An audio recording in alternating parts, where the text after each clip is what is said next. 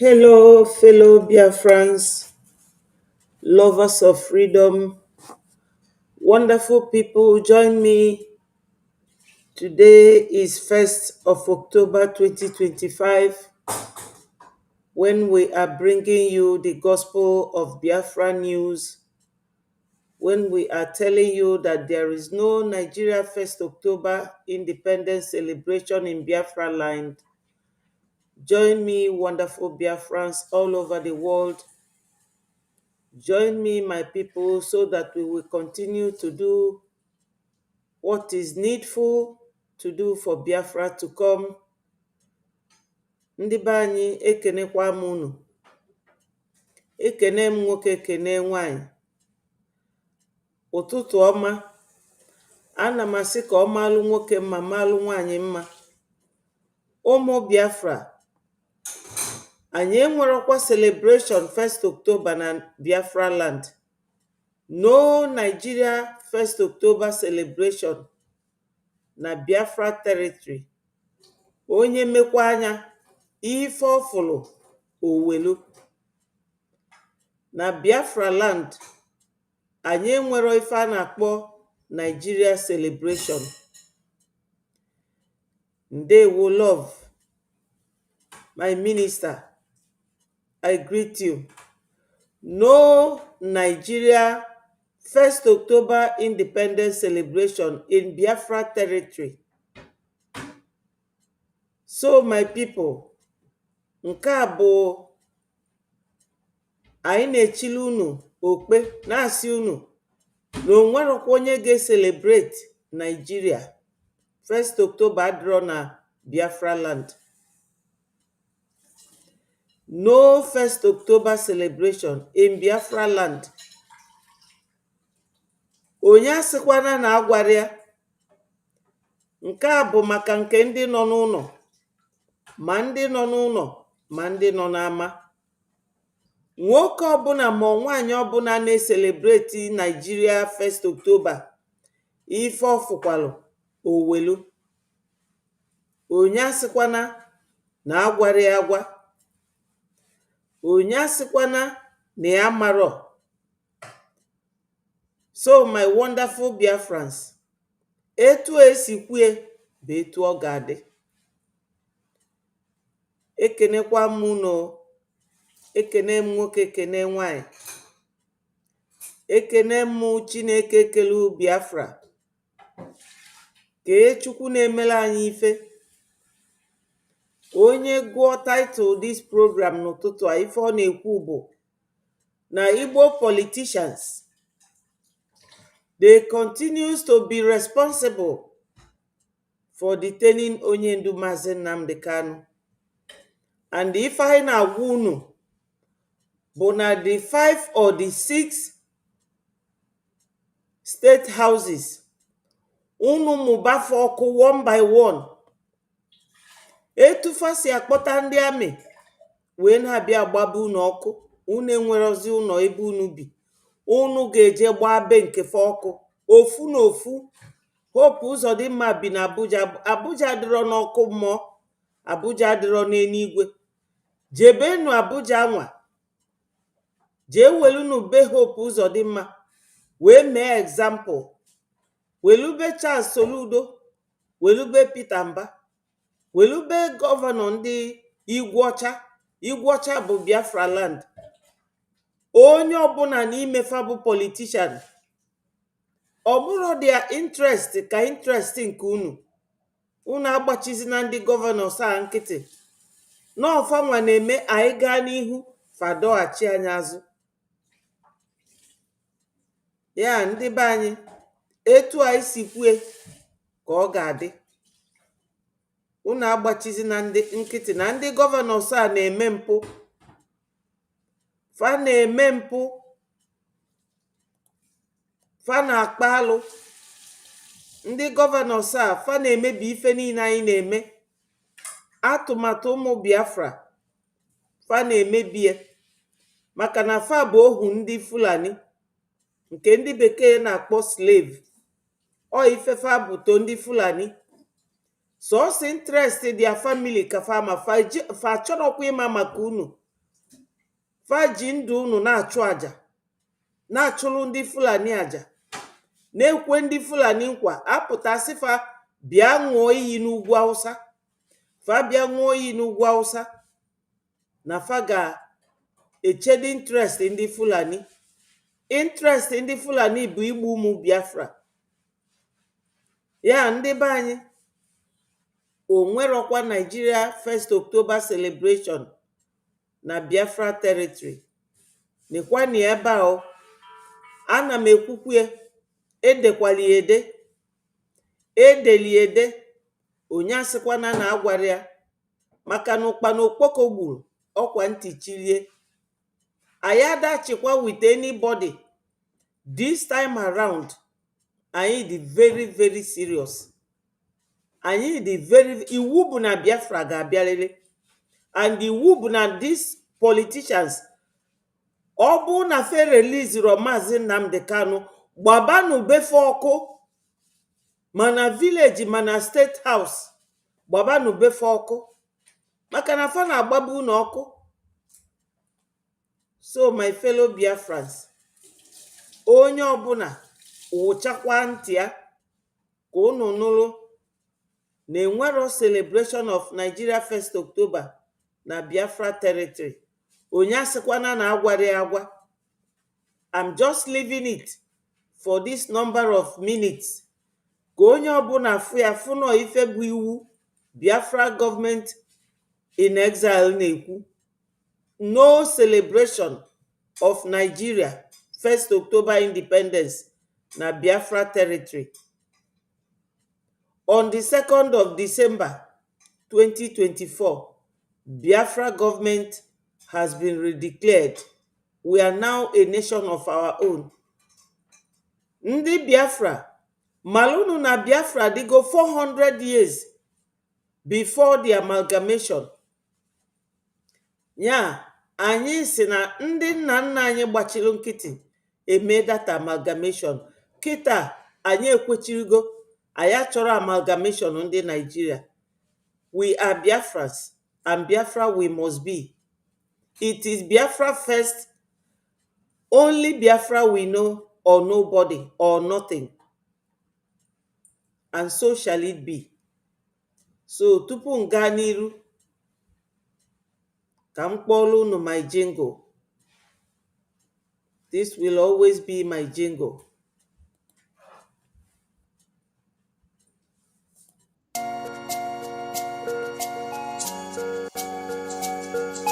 Biafra is only asked for. Every night and day he's shouting and pointing to one direction. But his own people are blind and saying it's causing division.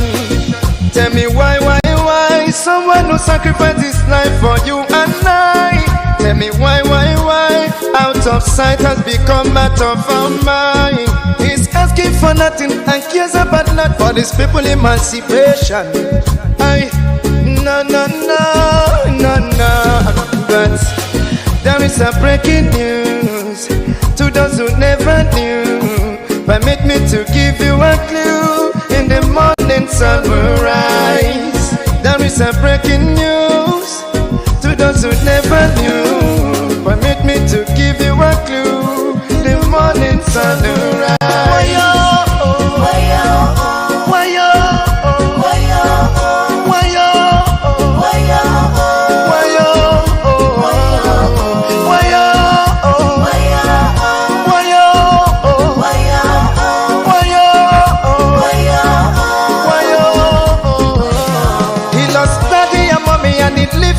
He doesn't care about nothing and abandon his family.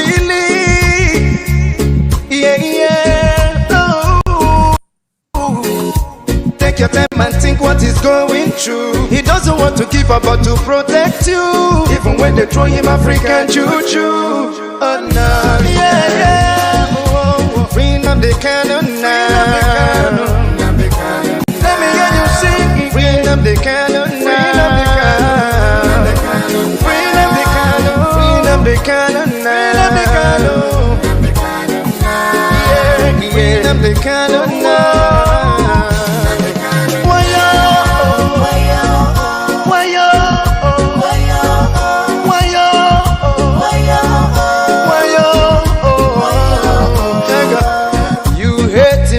because of envy. We love him, he's one and only. We follow him because he's ready to die for the freedom of his people.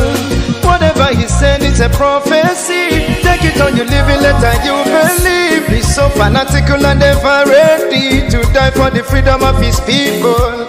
There is a breaking news to those who never knew. Permit me to give you a clue. In the morning sun will rise. There is a breaking news to those who never knew. Permit me to give you a clue. The morning sun will rise. Bring up the candle now. Bring up the candle now. Bring up the candle now. Bring up the candle now. Bring up the candle now. Bring up the candle now. Bring up the candle now.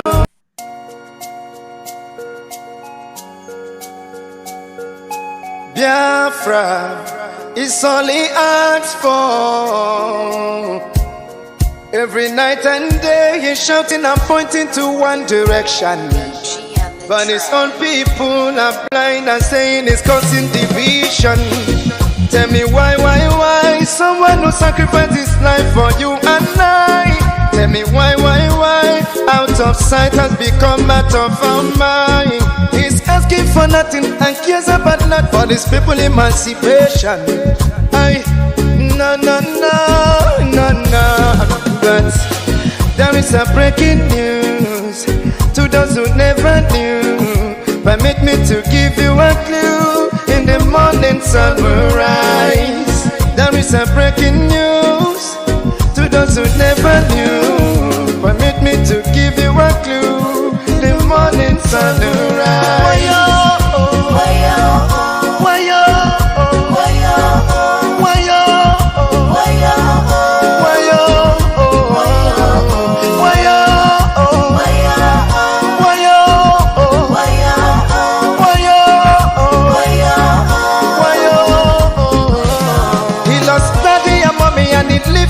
He doesn't care about nothing and abandon his family.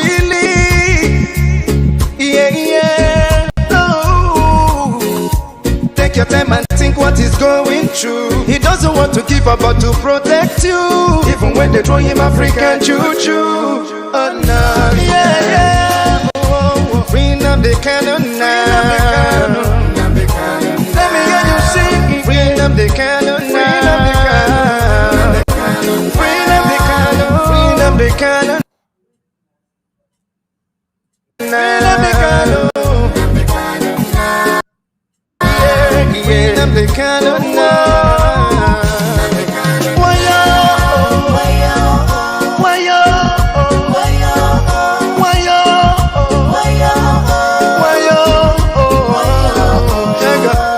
You hate him because of envy.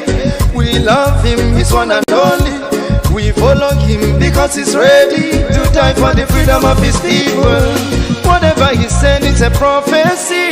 Take it on, you live it, let you believe. He's so fanatical and ever ready to die for the freedom of his people.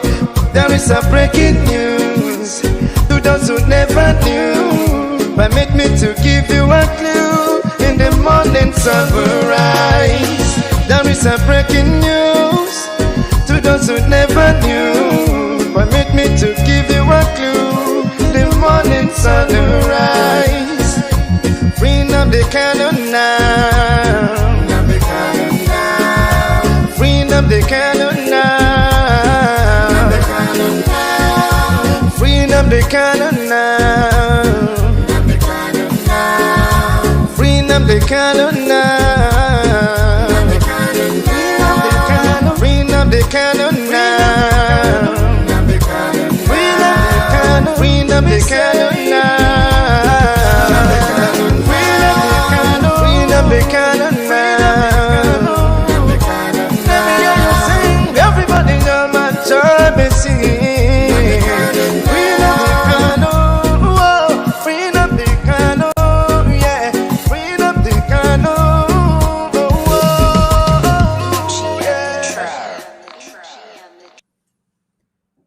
Thank you, my people. I have one more jingle to play before we go into the story of the day.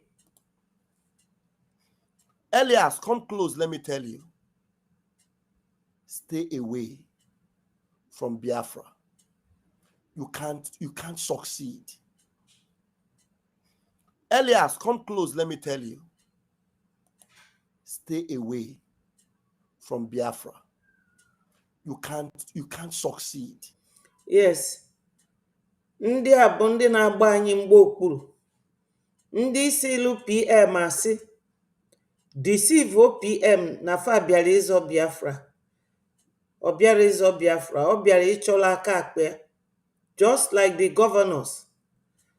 Every election, every electoral campaign, Fabia na-deceive ndị be anyị. Mana etu a ka Chukwu ga-esi na-eme, egwu ga na-arọ ndị nkata ike. N'ụwa anyị nọ, ịbụla onye asị, ịmasị asị for too long before you gosi the type of person ị bụ. Ọfọdụgo madam ya. A different breed of Biafrans that understood how the Fulani terrorist cabals and Nigerian government works. So when you see the criminal ex-Brigadier cabinet members, the criminal lobbyists that are... Yes. Onye si na nwaanyị ameje nga, gwazie m ife o ji akpọ ndị lobbyist anyị criminal. Ọ bụrụgodu na ndị lobbyist decide ya on their own, bring an action against this woman, gwa m why na o meje nga. Ọ ga-ejelili nga nwa ma ọ sọrọ ya ma ọ na ọ sọrọ ya, ọ ga-eje nga. Maka na nwaanyị a bụ onye ọjọọ. O wee wangugide her way through ụmụada, through everybody, wee je tụọ ọnụ na-arụ PM. Maka nọ ife ọ na-eme kịta ka ọ bịara ime. Onye Fulani ka Ngozi ya bụ. Ọ bụrụkwa onye Igbo, ọ na-aza Ngozi like Ike Nwachukwu, like Rochas Okorocha. Okorocha bụ afa ndị Igbo. Mana Okorocha bụrụ onye Igbo, nne ya bụ onye Fulani. Na Ngozi bụ onye Otufa. Ndị wayo, ndị ji aghụghọ wee bịakwute our PM loo n'ọnya na onye Igbo ibie na-alụ ọlụ. Ngwa ka m kpọrọ unu voice ya again ka unu wee nụ. Let me play her voice. Biafra will be coming. We're not going to move ourselves. We are not going to shake ourselves. While we sleep, Biafra is coming and fully restored. Fully. So, on that note, I think that's all I have to bring to the notice of Biafrans. One other thing I wanted to let Biafrans know is that our Prime Minister have ordered Kabiri, Elias, and Oge Kerry to withdraw the suit they have in Washington, D.C. against my humble self. And they have... Against her humble self. So she knows that she can call herself humble. O wee bịa wee si asị niile ọ sị wee kewaa ụmụ Biafra. Etu CDS Musa si wee gwa ya. Ya jee kewaa ndị na-atụ ego. Ya jee kewaa Kaira wee na-atụ ego. O wee bịa mee ya without ị na-anya n'azụ. Nee ya kịta okwube ego. O bụ ụzọ si that she is having fun. Onye si na ya bụ DPM, Deputy Prime Minister. Ị na-have fun while a na-egbu ndị bunu n'obodo. Ọkụnụ wee maa na Ngozi abụrụ onye Biafra. Etu a Ike Nwachukwu si aza Ike Nwachukwu ka Ngozi si aza Ngozi. Etu a ka Rochas Okorocha. Ife niile a bụ ndị Fulani amụrụ n'ala Igbo. Na-egekwanụ ntị. Biafra will be coming. We're not going to make it to withdraw the suit they have in Washington, D.C. against my humble self. And they have... I'm having fun.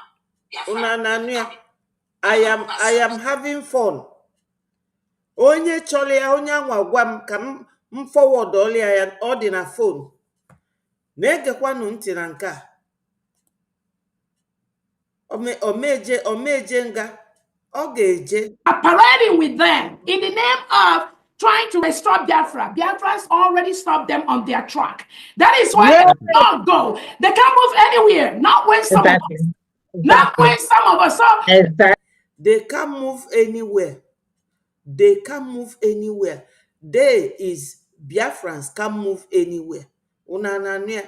So onwere why I nwere loads of evidence against her. Loads. O nwere ebe ọ nọ wee kwuo na ya bụ member of People's Club. Na ya na talk to nwanne this governor na Edo State. Na ya na talk to him every now and then. Ewepụtazia ebe PM nọ wee sị that no minister working under him should have anything to do with Nigerian politicians. So, George ga na-ajụ ya, ị nọ mgbe PM kwuru okwu a? Ịma na bụ People's Club, ịma na ị na-talk to Nigerian politicians. So, kedu ife ga-eme na amatụ gị nga? Etu a ka ikpe ga-esi wee ga. Onye ọbụla ga-aghọta na everything nwaanyị a na-ekwu, anytime ị na-ekwu okwu, there is something that somebody will pick out of it. Were ekpe gị ikpe, ọ ga-eje nga. Ọ ga-eje nga. So my people, ife a bụ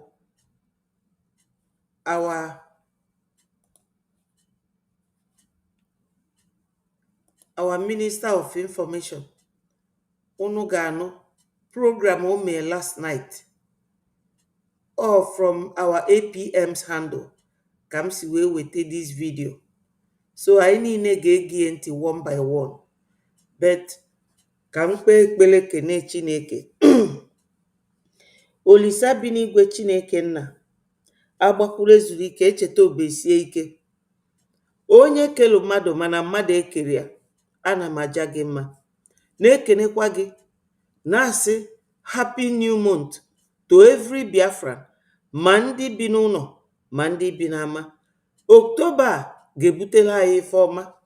Oktoba a ga-eme ka America make up their mind, tinye n'akwụkwọ. Anyị ma na fe recognize gị anyị, mana ọ fọrọ ka fa binye aka n'akwụkwọ ka o wee dị established, ka o wee bụrụ ife kwụ akwụ. Ife dịka etu a na-akụ mkpụrụ, ka akụọ ya ka mkpụrụ osisi ka o wee mịta mkpụrụ. Chineke nna biko mezuola anyị ife bụ ebumnobi anyị, ife niile anyị chọrọ, kachasịkwa irelizila anyị onye ndu anyị Maazị Nnamdi Kanu. Nna, tupu aga n'iru, biko hilola anyị Maazị Nnamdi Kanu. O nwere ife gị bụ Chineke a pụrụ ime. Ndị ilo onye ndu niile chọọ ka ọ nwụọ, onye ndu ga-agba egwu n'enu ini fancha one by one. Onye ndu ga-anọ ndụ jee akwa ndị ilu niile.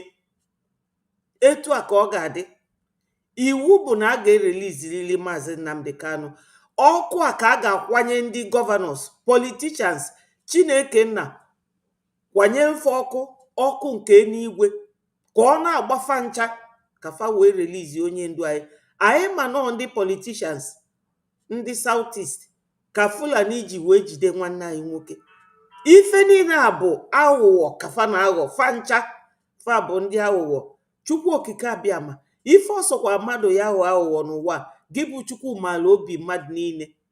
Ọsọkwa fa ji ezo their heart n'okpuru ime 10-20 feet hole. Chukwu, you know it. You will go there and bring it out.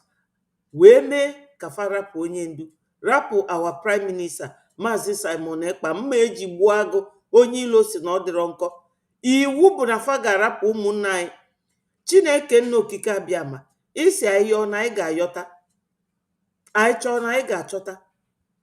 Anyị kwuo okwu na ọ ga-emezu ya ka anyị ji wee na-ekwu si na aghụghọ niile afa na aghọ, ife niile fa na-eme, mkpagbu niile fa na-akpagbu ụmụnna anyị, na-egbu anyị.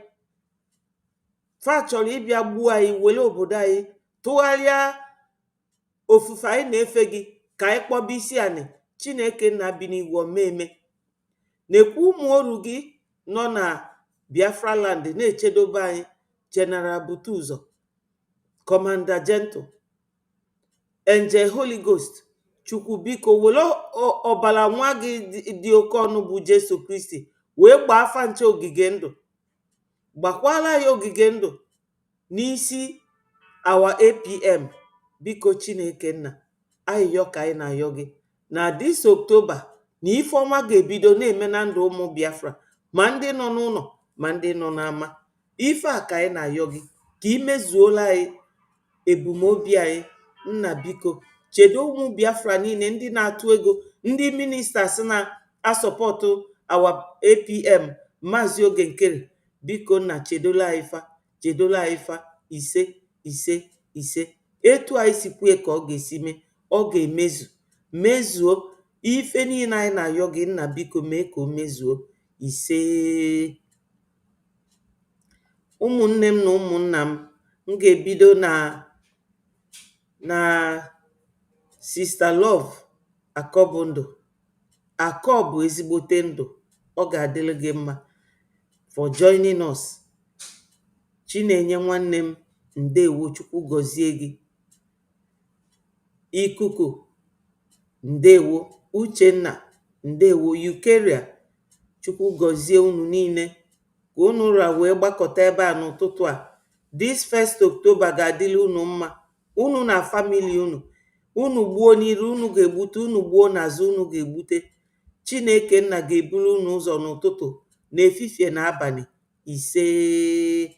Thank you all for joining. Ka anyị gee this very video ka anyị malụ ife our Minister of Information kwuru ebe a.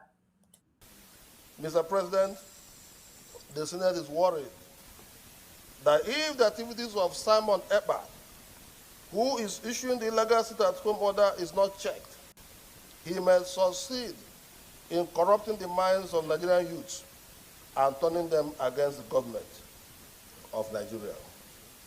Accordingly, the Senate resolved to condemn the sit-at-home in totality, as well as the nefarious activities of Simon Ekpa, who is the gang leader.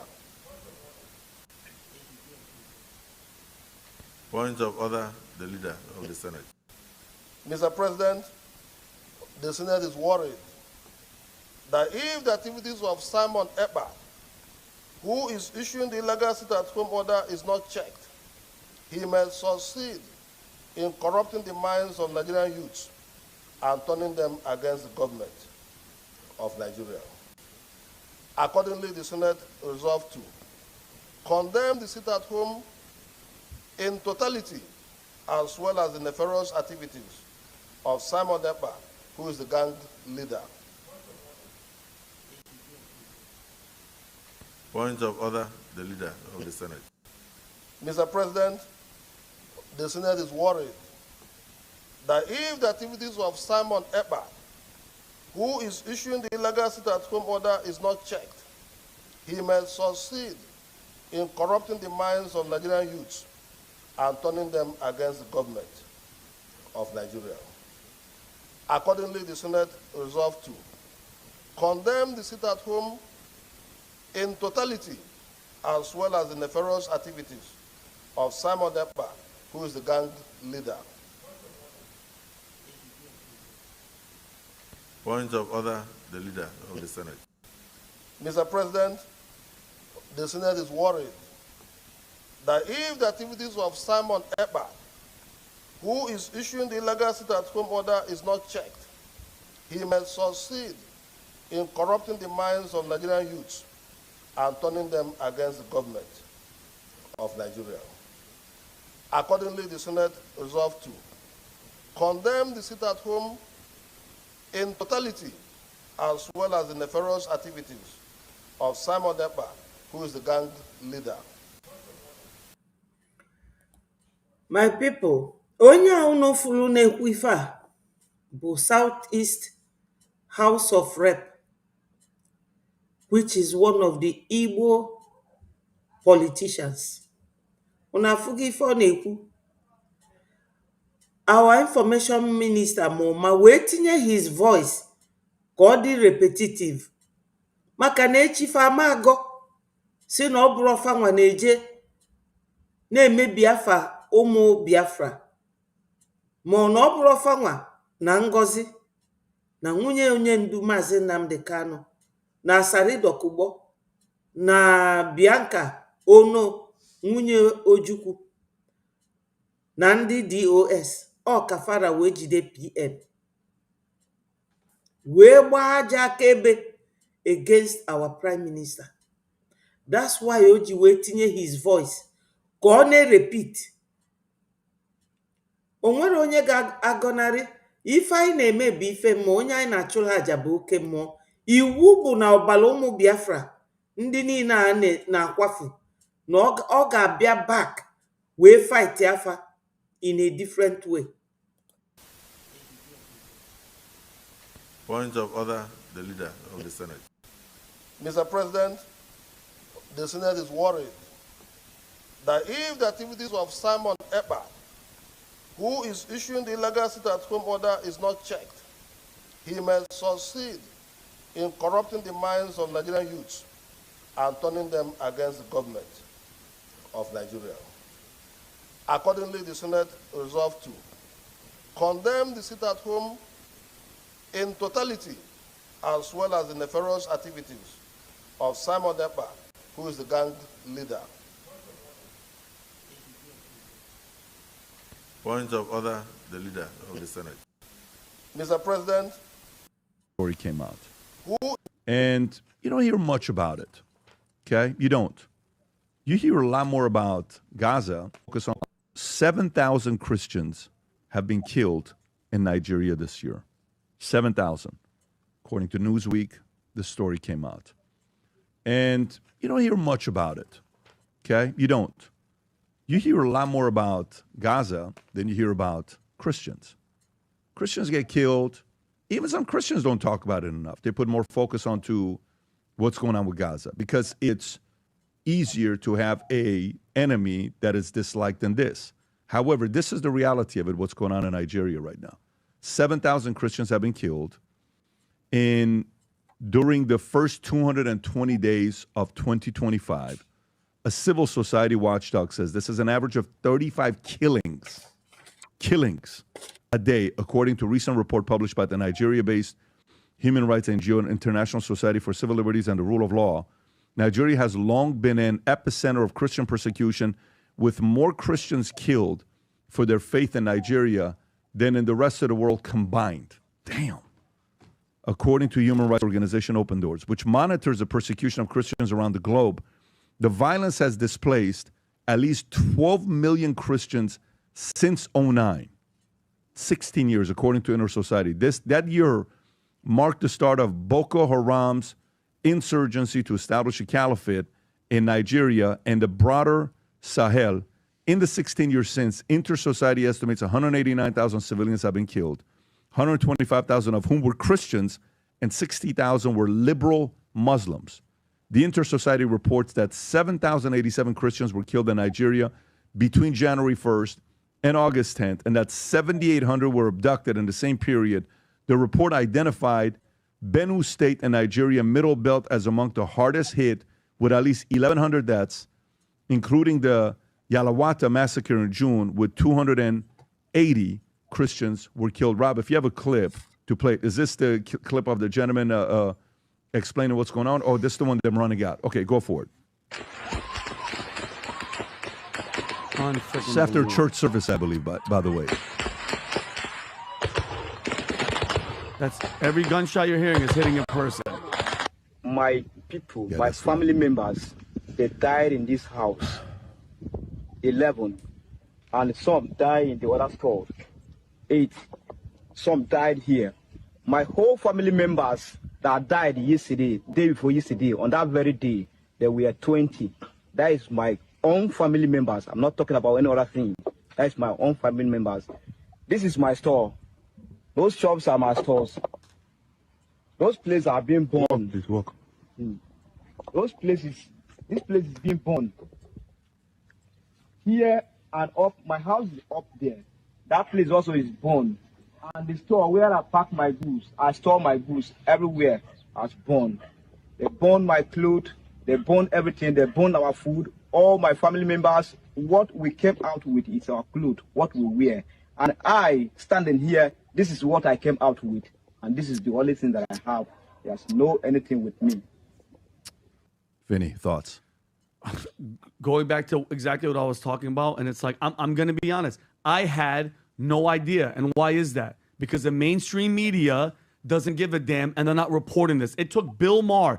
And you guys know me. I'm one of the most critical about this freaking guy, TDS. He goes back, he goes left, he goes right. It took him having Nancy Mace on to bring this up. Bob, you want to play this clip? Yeah, play this clip, please.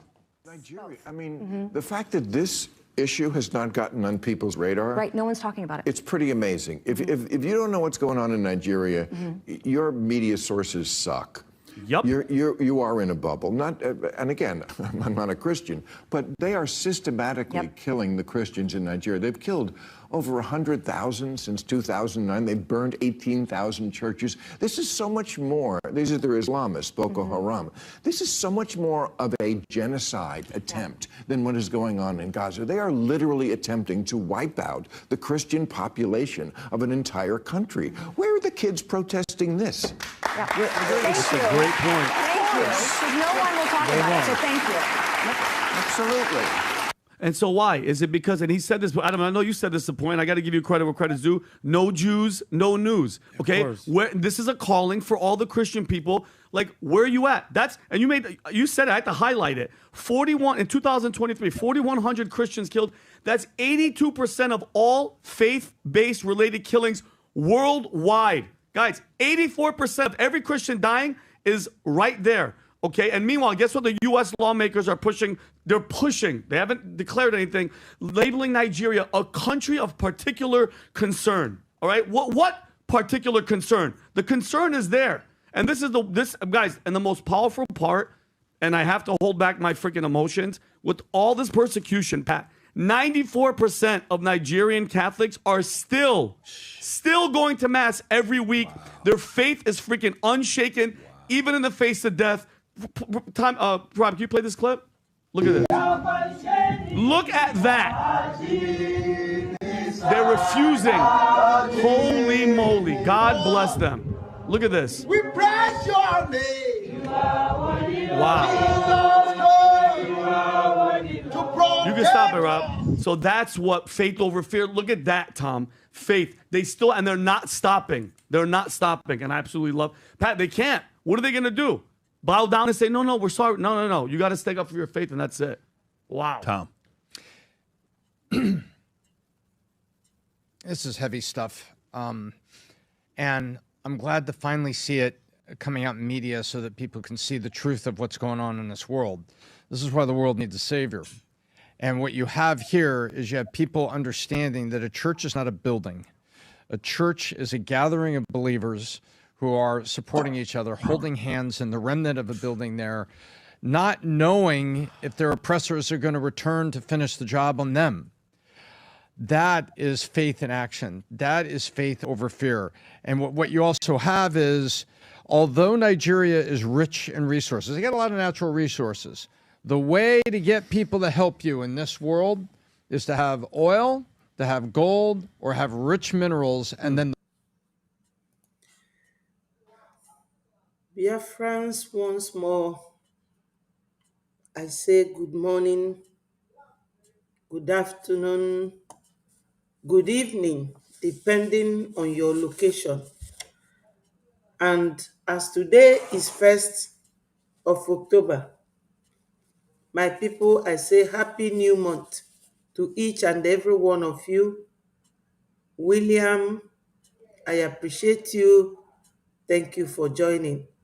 Pat, thank you so much. Biafrans, if I nwere anyị ga-eme ebe a bụ one, two, or three things ka m gụpụtala unu ya. Number 1, we are here to talk to the world of the reason why Nigeria should be sanctioned why Nigeria should no longer be in existence, why Nigeria should be splitted into nations. Though we Biafrans, we are living, we are not waiting for any other nation. Those who want to come should come. Those who do not, they are on their own. We are definitely out of Nigeria. Number two is to continue to bombard Igbo politicians, because they are the ones detaining Mazi Nnamdi Kanu on the command of their slave masters, the Fulanis. Number three is to talk about funding of Biafra liberation as our only means of escape, only means of freedom from Fulani agenda of Islamization and Fulanization. These 3 points, this is what we are here this morning to talk about, because Igbo politicians remains the people detaining our Onyendu. And if anything happens to Mazi Nnamdi Kanu, they will have Biafrans to contend with. Mana ndị be anyị, anyị ameche tupu ife eme Onyendu. Ife ọbụna ama emie o, mana ọkafa malụ. So ife anyị ji ama ọkwa bụ Biafran youth. Etu some of you, Gumisi ka some of you, ka enye unu ngwa agha, ka unu wee je gbube onwe unu. Ife anyị na-agwa unu bụ unu ege na ndị Fulani na ndị gọvanọs ntị. Kemgbe some of you bụ ụmụaka wee nụba maka election, kedu ifefa ji emelu unu. This week, o nwere onye Anambra delu na paper na Twitter wee si Charles Soludo na iji 90 billion loan. Kedu ife gị ji ewe lụọ na Anambra? Kedu ife iji ewe lụọ? Ije na Anambra, ije na Ọnịcha, ịma afọ ebe ị ga-azọnye ụkwụ. O nwere ife ọ na-eme na Anambra. That 90 billion, ịgbanwee ya n'ego dollar, ị ga-ama how many million dollars ọ bụ. Fa natasi that loan, fa gbanwee ya bupụ ebugi obodo oyibo. Fa Charles Soludo ọpụta owele aka odo owelie wee nye ndị Gumisia ya and equip, fe welie na-akụjisi ụmụ Biafra aka. Ọfọmọ ndị nke ọ ga-ebunye egbe kafa wee je na-achụ ndị amị anyị nọ n'Ọkigwe nọ n'Owerri. Ife akafa na-alụ. All these governors, ife akafa na-alụ. So, they continues to be the problem anyị bụ ndị Biafra na-enwe. Ọ bụ na anyị ekpopụrụ ndị a n'ụzọ, o nwee ka ọ ga-adị. Maka na anyị nwa bụ ndị nke nọ n'obodo bekee, ọ na-afịazi arụ. Ọ na-afịa arụ maka na ị na-eme ife, ị na-atụlie ka ị mara ebe nsogbu gị si abịa. Ma ọ bụ na ife anwa ada aga, ọ ndị gọvanọs a bụ nsogbu anyị na-enwe. Onye nọchielu gị ụzọ, gịnị ka ị ga-eme? Ị ga-enupụ onye anwa. Ọ bụrụ na ọ ka sị na o si n'ọnụ anyị wee pụta. Mba, ọ ndị gọvanọs a fanwa bụ nsogbu anyị na-enwe. All the governors fa bụ nsogbu anyị na-enwe. Oge ndị Biafra na-asị ka arapụ Onyendu, ka arapụ Onyendu. Tinubu bụ nwoke onye na-eklem na ya bụ onye Yoruba, mana Tinubu bụ onye Gambia. Tinubu abụrụ onye nke unu na-akpọ Zujiria. Tinubu abụrụ Shetima, Pantami, Gumi, Malami, Nasa El-Rufai. Ndị a niile bụ ndị Futajalon. So unu bụ ndị Nigeria, nke a gbasara unu. Unu bụrụ ewu, bụrụ na ewu. Ndị bịara abịa bụ ndị na-achị unu. Gambia bụ onye Tinubu bụ onye Gambia wee welu nwaanyị onye ofe mmanụ wee mee nne oge ọ bịara ịgba bọyị na Nigeria. So ndị na-achị unu bụ ndị Nigeria bụ foreigners. Unu nọdụ ebe anwa like cowards. Nke a bụ okwu aka unu. Mana anyị nwa bụ ndị Biafra si anyị ada emezi. Maka na ndị nna nna anyị na 1914 gbachilu nkịtị ewee jide anyị na ndị ala na ndị ọgwọ nsi na ndị ogbu mmadụ na ndị ọṅụ ọbara wee jide anyị niile wee jikọọ ọnụ. Mana anyị bụ ụmụ fapụtago kịta sị anyị na ndị a onwere ife gbasara anyị. Anyị enwero cultural similarities, no traditional similarities, no religious similarities, no social similarities, no political similarities, no economical, nothing. Onwere ife gbasara anyị na fa. We fall in parallel line with these Zugerian so-called leaders. We have nothing in common with them. When you fall in parallel line with somebody, you can never meet. You can never meet. Diagonally, horizontally, vertically, we can never meet. So, ndị na-eme 1st October, do not cross into Biafra territory. Maka na ife ifuru ị ga-ewe. Ife aka anyị na-agwa ndị mba ụwa na anyị achọrọzi Nigeria. No, ndị nna nna anyị and ọgago. Ife gara aga agago. 2 Corinthians chapter 5 verse 17. All things have passed away. And every other thing about Biafra has become new. My people, anyị jụrụ ajụ. Ụmụ yutu Biafra, unu ekwezina ka a na-ewelu unu na-anụso ndị be anyị ọgụ. Jeenu be ndị gọvanọs a fa karịrị 10. Farika nne fadi 30 bụ politicians. N'etiti unu niile unu dị 80 something million. Gbabanu be fa ọkụ. Etu afasi agbaba unu ọkụ, gbabanu be nke fa ọkụ. N'ọfa na-anọchiri anyị ụzọ. Ọfa ji onye ndu Maazị Nnamdi Kanu. Kịta nụnwa radoro onye ndu Maazị Nnamdi Kanu. Fa niile dị so tongue tied. Fe nwere ike ikwu okwu. Ọ maka na unu na-agbachifa nkịtị. Fapụta fasi na onwere ife unu ga-eme. Iwu megidere na unu ga-ebido gbaba befe ọkụ. Taa bụ 1st October, onwere ife unu na-celebrate na Biafra land. Onye chọọ celebration ya jebe Abuja ebe fa na ndị hopeless ụzọ dị mma nọ. Not in Biafra land. Onye meri eme ife ọfụrụ ọ ga-ewe. Maka na ndị Igbo si na ife luo n'ịtọ na ọ na-atọkwa. So tupu m gaa n'iru ka m acknowledge my sister Eunice. Thank you so much for joining us. Nwanne m a ga-emenụ gịnị? Anyị ga na-anwa. Iwu bụ na Biafra ga-abịarịrị. Onye si na Biafra ma abịa ịnọchie ụzọ si na ife anyị na-eme nwere isi. Isi gị ka anyị ga-ebelu wee tinye onwe isi.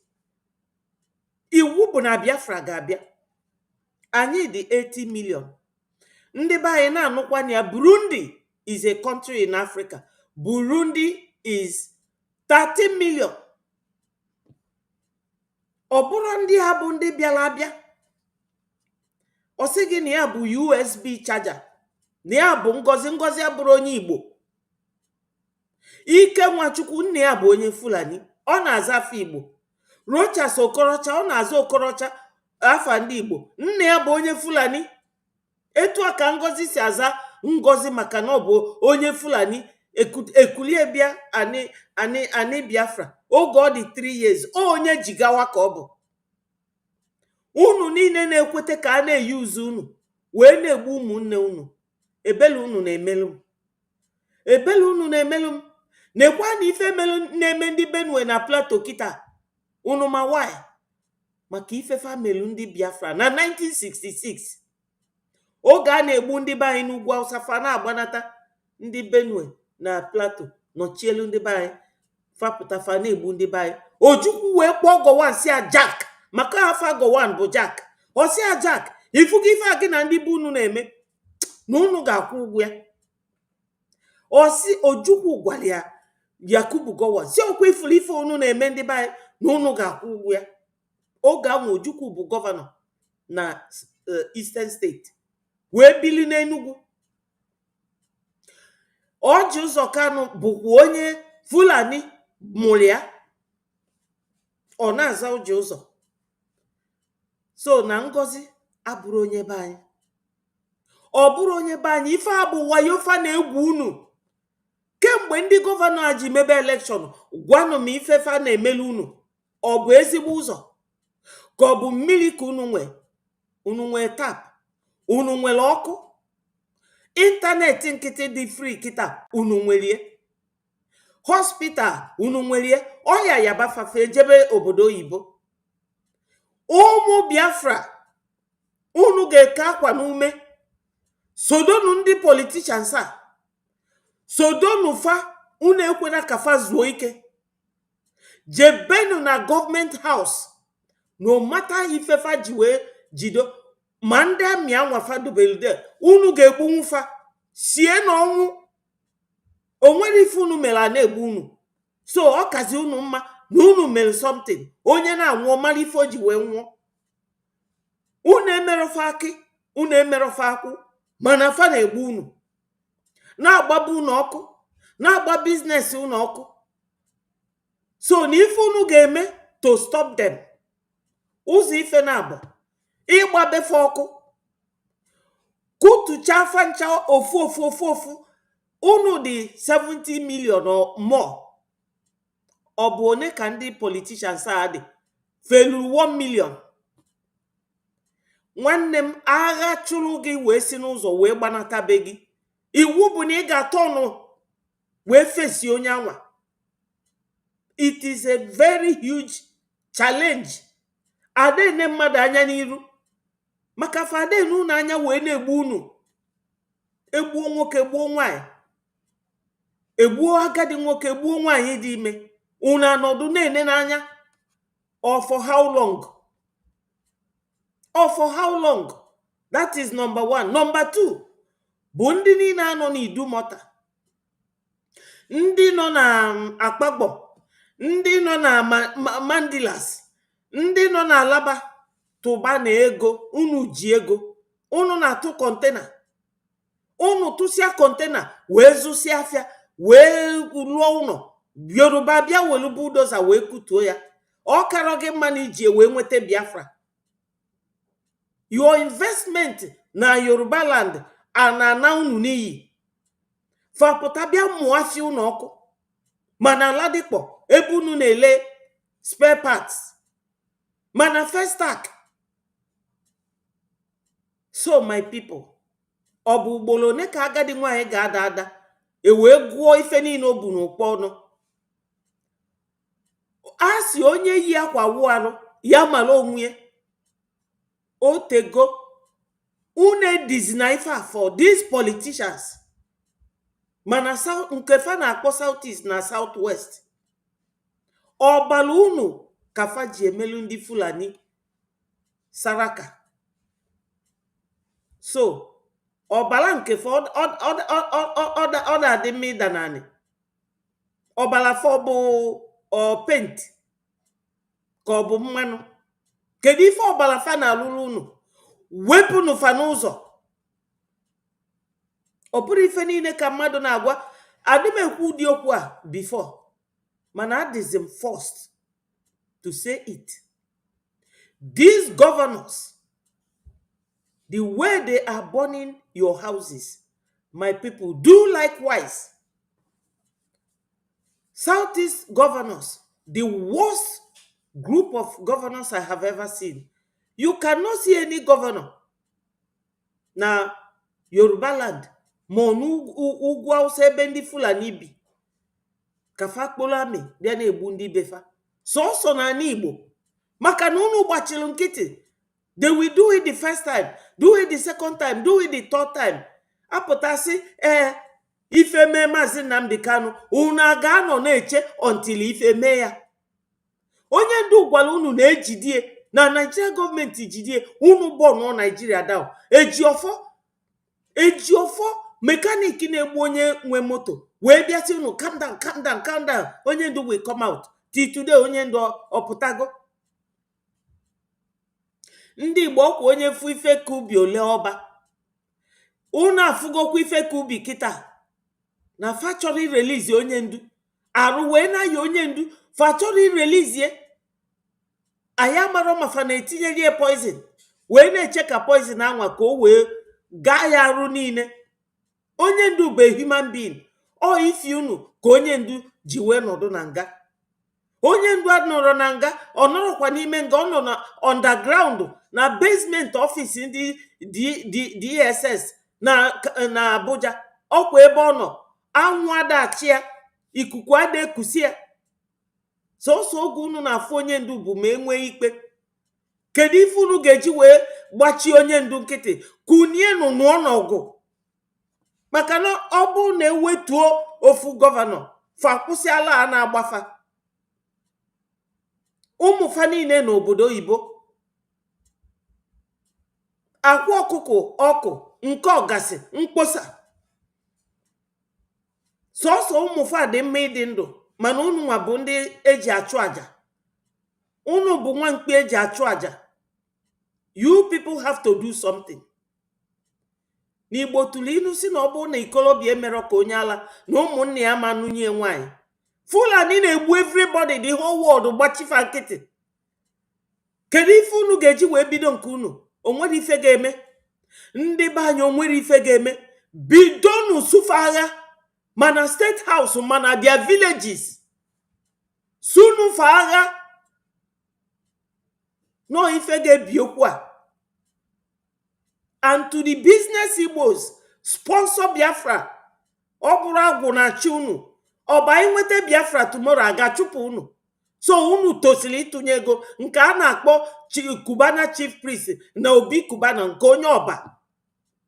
Unu ga-atụnye ego na this Biafra struggle. Ka nke onye ụga a na-akpọ E-Money ya na nwanne ya nwoke nke na-agụ egwu. Unu niile na nke a na-akpọ Flavor. All of you, a ga-eme ọ dị mandatory. A ga-abịa bụ unu wee na-ana unu ego by force. Because Biafra bịa tomorrow, onwere onye ga-achụpụ unu. Onwere onye ga-achụpụ unu. You people have to invest. Ejide nwanne unu kịta unu eje na-akwụ ndị Fulani ransom. Famesi afe wele ego anwa na-ego mgbọ na-ego egbe bịa na-egbu unu. Ndị be anyị ife a bụ ife ndị bekee na-akpọ penny wise pound foolish. Kedu ife unu nọ na Nigeria eme? Fa na-egbu unu. Kịta ndị Fulani na-egbu unu, onwere onye na-reprimand ndị Fulani? Mba. So unu ga-ekuni. Onye nwere egbe ya jee kpuo egbe. Ndị Igbo na-akpụ egbe. Kpuo na egbe welu ni esolufa. Ọ ife a na-akpọ self defense. Onye gbabego ọkụ ịgbagwali ọkụ. Because all ndị gọvanọs a na-akpọte ndị amị abịa na-agbabu unu ọkụ.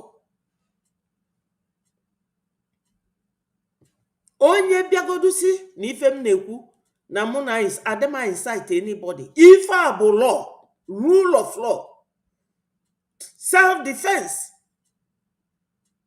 Mmegwala bụrụ njọ. Na mmadụ mere gị ife megwara ya, Chukwu ama punish gị. All rule of law and rule of nature is natural justice. Natural justice. Onye mee gị megwara ya. Ọ bụ na onwere ife gọvanọ saa na-eme unu, anyasị unu rapụfa. Mana ọfa bụ enu, fa bụ anị. Ọfa tụlụ ego. That 100 million, all those governors. Oh, during the time of governors before Ndia, David Umahi, Willie Obiano, Ifeanyi Ugwuanyi, Governor Wike, Fani Neni no Fatulega, Webunye, Chinasa Nworu Kulie, Oge onye si ndị Macban, na-asị na 100 million n'isi Maazị Nnamdi Kanu, fa na Sarido Kubo. Negodu na Sarido Kubo no very close to you people n'Igwe Ọcha. wee na-azụ ndị na-abịa egbu unu, o welie n'etu ọnụ, unu niile onye ọbụla gbachi nkịtị. Ndị be anyị emekwa ngwa ngwa o emeghala ọdachi. Ọ bụrụ ife niile ka anyị ga na-abịa gwa unu. Oge elugo mgbe unu ga-ekuni. Oge elugo mgbe unu ga-ekuni wee sị enough is enough. Enough is enough. So all these rich Biafra millionaires nọ na zoo, iwu bụ na unu ga-atụ ego. Unu ga-atụ ego maka enweta Biafra echi, unu eburukwa ego unu bịa chọọ onye unu ga-eme intimidate. Unu ebulu ego bịa, abụ m Biafra, abụ m ka, weta ego gị kịta. You have to donate. So these 3 points bụ ife m ga-deliberate on. Onye chọrọ ikwu anything, the link is there. Let me send another link.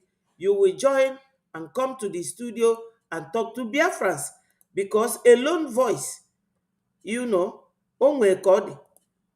Yesterday, ụmụnna anyị bịalụ n'ọwa eju na the studio and they spoke with me, talk to Biafrans. Maka na okwu dị mma na-esi obi ike. Biafra abịago abịa, mana anyị need funding, Ejema and Eje. Anyị need Ejema and Eje. Onye amaro ka ọ ga-esi tụ, biko ya kpọọ m n'ekwentị a, na-ekwu ya ebe a. Kpọọ m ma ndị bi n'ụlọ ma ndị bi n'ama, maka o nwere onye nke bikwa na London the other day. Ọ kpọkwa m na-ajụ m kedu ka ya ga-esi wee tụnye ego. Nwere onye nke si Ebonyi wee kpọọ m with this number, wee gwa ya ka ọ ga-esi, ma o mesikwa kpọọ m si m daalụ na ya enweta ego last Saturday, na ya chọrọ idonate ego. Thank you very much. Thank you, my wonderful sister. Ndị be anyị nidilu ka a na-akasife obi.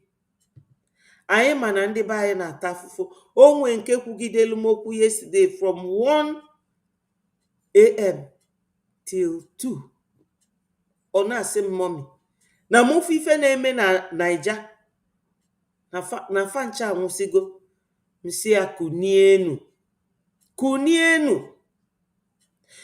Ị ma na ndị India ma Indonesia fa na-eme protest ebe a, fade n'anya n'azụ, amị na-agbagodu fafa na-aga tifeluo na State House, jee munye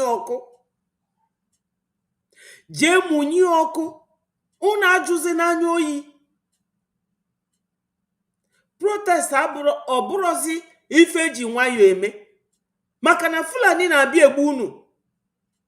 Fa jide ndị Boko Haram bụ terrorist. Fasi unu akpọzi na fa terrorist. Gumi call them bandits. Bandit ọ na-abụzi ife ọma. Then fa gbusizie unu. Asị na fe repent go. Unu na fọ ebe fa bịa repent ya. Because an unrepentant criminal remains a criminal.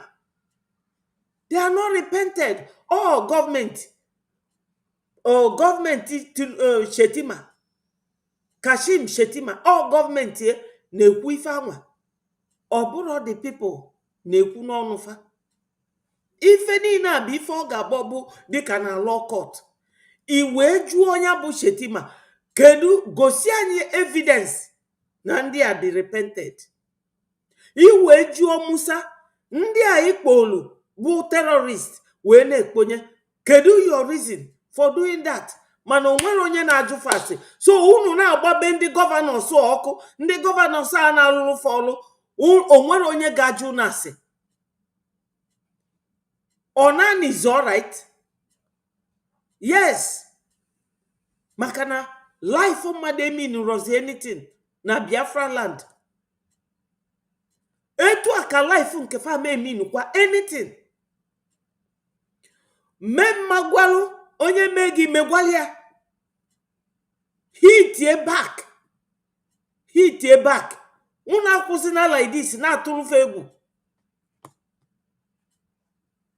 ndị amị anwa una wunye fuel na bottle wụọfịa kpanye machis ozugbo ọ na-agbafa ncha. Ụmụaka na-eme ihe na Gaza ana m awa ọchịfa mana ọfa nwa kịta ka ndị Europe si ka eme ka recognize ya ka fabula nation una afụghị. Mana Netanyahu jụrụ ajụ. Netanyahu kwechiri si na ọ eme. So my people, imegodie onwere ife ga-eme gị, onwere ife unu me a na-egbu unu. So mezienụ something, unu ga-eme something.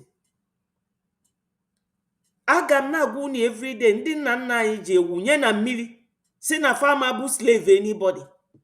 Ịnọdụ na Nigeria fa na-akpọ gị infidel na ịbụ slave fa. Ị gabagodo obodo oyibo, for those of you na jakpa, if you jakpa wee jakpata n'ime any country abroad, ị bụrụkwa oru, ị bụrụkwa slave, ị bụrụ oru ndị ọcha. Ya na ndị be anyị unu ga-eme ngwa ngwa ka unu mee ala ọdachi. Ama m na unu bido kịta, unu ebidoro n'oge, but ọ matarọ mgbe onye ji teta ụla bụ ụtụtụ ya. Kunienu Biafran children, unu ekwezina ka ndị a were unu na-agwa aja. Unu gaa university gụọ 3 years, ụfọdụ na-eme medicine 7 years, ịtasị afụfụ anwa n'enu dis Igbo girl kịta maka na nwatakịrị kwuru eziokwu, fe achọghị ụzọ gbuo that girl. Picture ya dị n'internet kịta, very pretty Igbo etu a. So my people, unu gbachi nkịta etu a ka fa ga na-egbu unu one by one. Even Danjuma, after ka o gbusiri ndị Igbo, ọ bịazịa kịta na-asị ndị befa, if you don't rise up and defend yourself, you will all die one by one. Mana ọ Danjuma na Obasanjo so ndị Fulani wee bịa gbusie anyị during the war. Kịta ngwa egwu arọgo ndị nkata ike. Jee n'ife a na-emefa kịta na Kwara steeti. Ịbanye internet, Twitter, ịgụchasịa, o nwere nwaanyị fa gburu die gbuo nwanne die, ọ na-ebe buru ozu die jide aka. Ọ dị n'internet na Twitter. Enwere m ike iwepụta ebe a. O nwekwuru onye nke nọ n'ime moto buru ndị befa na-agba ọsọ, fa na-agbazi ọsọ. Kịta anya bụrụzi ọmali were nie ajenie, kịta anya bụrụzi ya. Ị na-anụ gị? So na ndị ofe mmanụ na sọpọtụ ndị Fulani ọcha afa n'isi kịta. Thank you my wonderful sis, my minister Ndewo. Talk to Biafrans. Hey, Adabeti. Adanne. Ndewo. Thank you. Good morning, Biafrans. Ndị Igbo sịla ha nwere uche, ha gụrụ akwụkwọ. Onye Fulani na-achị nama, na-achị unu ka o si achị nama, na-agwa unu ebe unu ga-idosa satifiketi unu, eji unu na-aṅụ garị.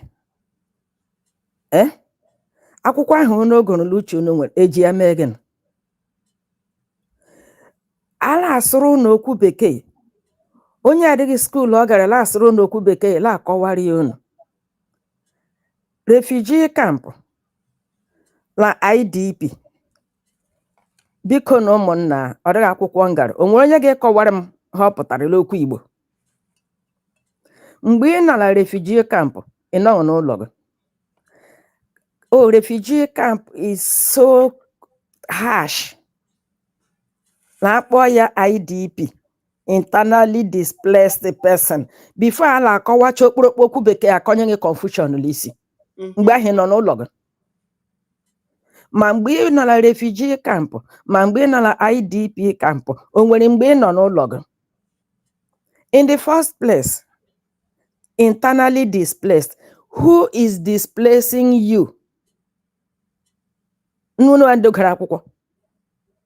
unu gbachi nkịtị mmiri na-eru ndị Igbo olu.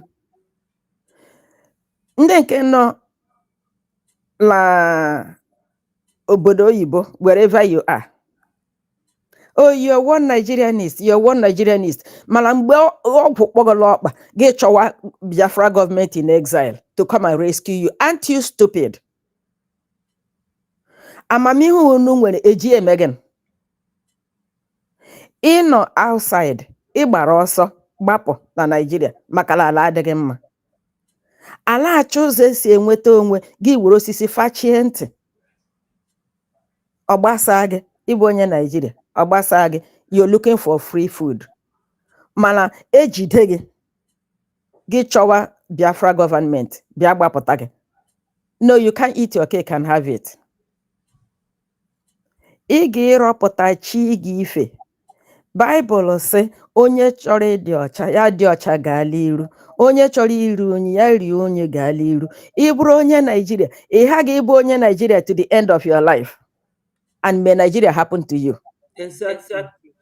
Ị chọkwanụ ịbụ onye Biafra, pụta weta penny gị, onye ọzọ weta penny, onye nke ọzọ weta afọ, onye nke ọzọ weta abụọ, atụkọta ya, eweri ya ga mee ihe kwesịrị iji mee. Oh, go get them, go get them, go get them. Get them with what? No, get them with what? Onye ahụ adịghị, o rie nri nye ọkụ, o nweghị ji nyere ya, o nweghị mkpirisi osisi nyere o ji akwa ọkụ. Rie nri nye ọkụ. How? It takes all of us, whether you believe it or not. O nwekwa onye la gị getere gị ha o. Ọ bụgo gị gate ha. Hụrụ onye isi ga-gate ya na gị ga-gate the person. Ma ike adịghị gị ịga gakwa onye ahụ gate ya ma ya kala akpa. Ị na-eche mgbe ị nwetara puku nde ọ gaghị ịbụ maka na onwe puku nde ị na-enweta. Ị ga-enakwala eti mkpu, ala ejipụ gị isi, ala ejipụkwa ụmụnna gị isi. Ohulu ama, ohulu ụlọ, ndị gị urugu, onye Igbo. Ndị ala akpọla fon na-asị ejikwa jide ha, ejikwa jide ha, gọọmenti Biafra unu bịa. Onye bụ gọọmenti Biafra? Look, Biafra government in exile is government of the people, by the people, for the people. If you're part of the people, you must contribute. Onweghị ebe ibilo while ha akwụ tax. Ọ bụ tax ahụ ị kwụrụ a na-eji edozi ndị ahụ ị chọrọ edozi nri. Man adariwo for one generation and one time. Nwe bụ onye ọzọ man adara. Nwekwa man ọzọ la adanụ. So yile echela man ada, ị ga-ichegide nwụọ because onwe man ala adanụ. Chineke nyere gị aka, nye gị ọkpa, nye gị isi, nye gị ụbụrụ enough to function. Stop playing stupid. Biafrans, I'm not a painter, so I don't know how to paint things. I will give it to you as I understand it. Bilie no n'ụra. Lekwa onye senator say, I'll spoil, I poison mind youth against, excuse me? Youth, go onye iberibe laza youth. Ị gara school. Ị ga-enọ school afọ anọ, afọ isii, afọ asaa maka na aga strike. You are frustrated. Ị gụchara agụcha inweghị ọrụ. Do you need an oracle? Ị chọrọ ịgara nke nwa dibịa ga mara na nsogbu dị. Oh, ị na-eche na otu onye isi mebiri ikpu okpuru edilisi. Ji ọbara anyị nọrọla ya red chamber, green chamber, purple chamber. Ịbịa gwa gị na inweghị ọrụ. Ibuga ewu. Ụmụ Biafra, unu kwụsị ibu ewu. Abụ Fulani mụrụ unu. Ị bụrụ nwa afọ Igbo, ị kwesịrị ịkpa agwa onye Igbo. Come on now. Lechela otu onye isi mebiri, were ụmụ ya kpọlaga obodo oyibo. Were ego ekwesịrị iji dozie n'ụzọ tiri unu factory unu nwee ọrụ. Na-enye ụmụ ha la-agba araba nko la main road. La-akwụ ọla ntị. Unu nwa na ọla ata ahụhụ. ya bịa ịkọwara gị a na-emebi obi unu ya against which government? Unu nwere gọọmenti unu enweghị ụzọ? Unu nwere gọọmenti ịga high school enweghị ọrụ? Unu nwere gọọmenti ahụla arịa gị enweghị ụlọ ọgwụ? Gọọmenti really? Onye nke ọzọ isi mebirila asị nụ don't worry, just kneel down and pray. Laafụ agụ. Ndị mama na ndị papa nọ n'ụlọ, agụụla agụ unu, enye unu ego were zụrụ nri, unu were gaa tụọ collection. Onye isi mebi were zụọrọ onwe ya jet, nwaanyị aga shopping n'obodo oyibo, ala eto afọ, unu nwale ekpe ekpere ebu ọnụ.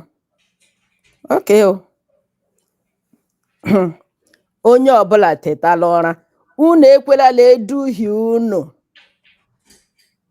Ma ịbụ nwoke ma ịbụ nwaanyị ma ịbụ agadi be nwatakịrị, Chineke nyere gị ụbụrụ ị ga-eji chere onwe gị echiche.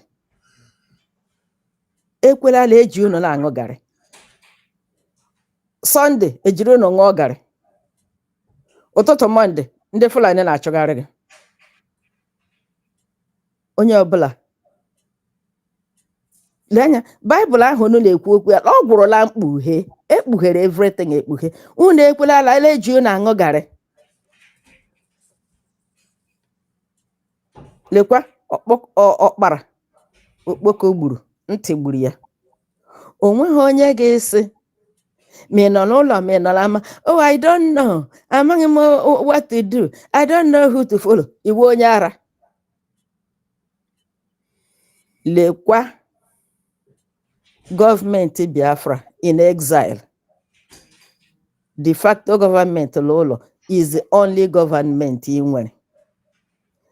Weta penny gị, weta afọ gị, weta puku nde gị, na-atụkọta ya ọnụ, wetara ụmụ ala echi obodo ha ji arụ ọrụ. Gọọmenti mba ọbụla anaghị eji ndị lechere ha obodo egwu egwu, because anaghị ahapụ isi nkụla arụrụ ọdụ nkụ ajụ. Ndị Igbo, onye ọbụla weta ego ya, echelala inweta puku nde, because it will never happen. Ọ bụrụ penny na ị nwere, weta ya. Ọ bụrụ anịnị na ị nwere, weta ya. Ị ka nwee ya puku nde, weta ya. Mkpụsa aka niile aha, mana ọ bụ ha niile na-ejikọta ọnụ jide ngwugwu. Enough of this nonsense. Ndewo. Ndewo. We are very happy for your contribution. You have always done so, and God will continue to bless you. Rage and Fury is here. Talk to us.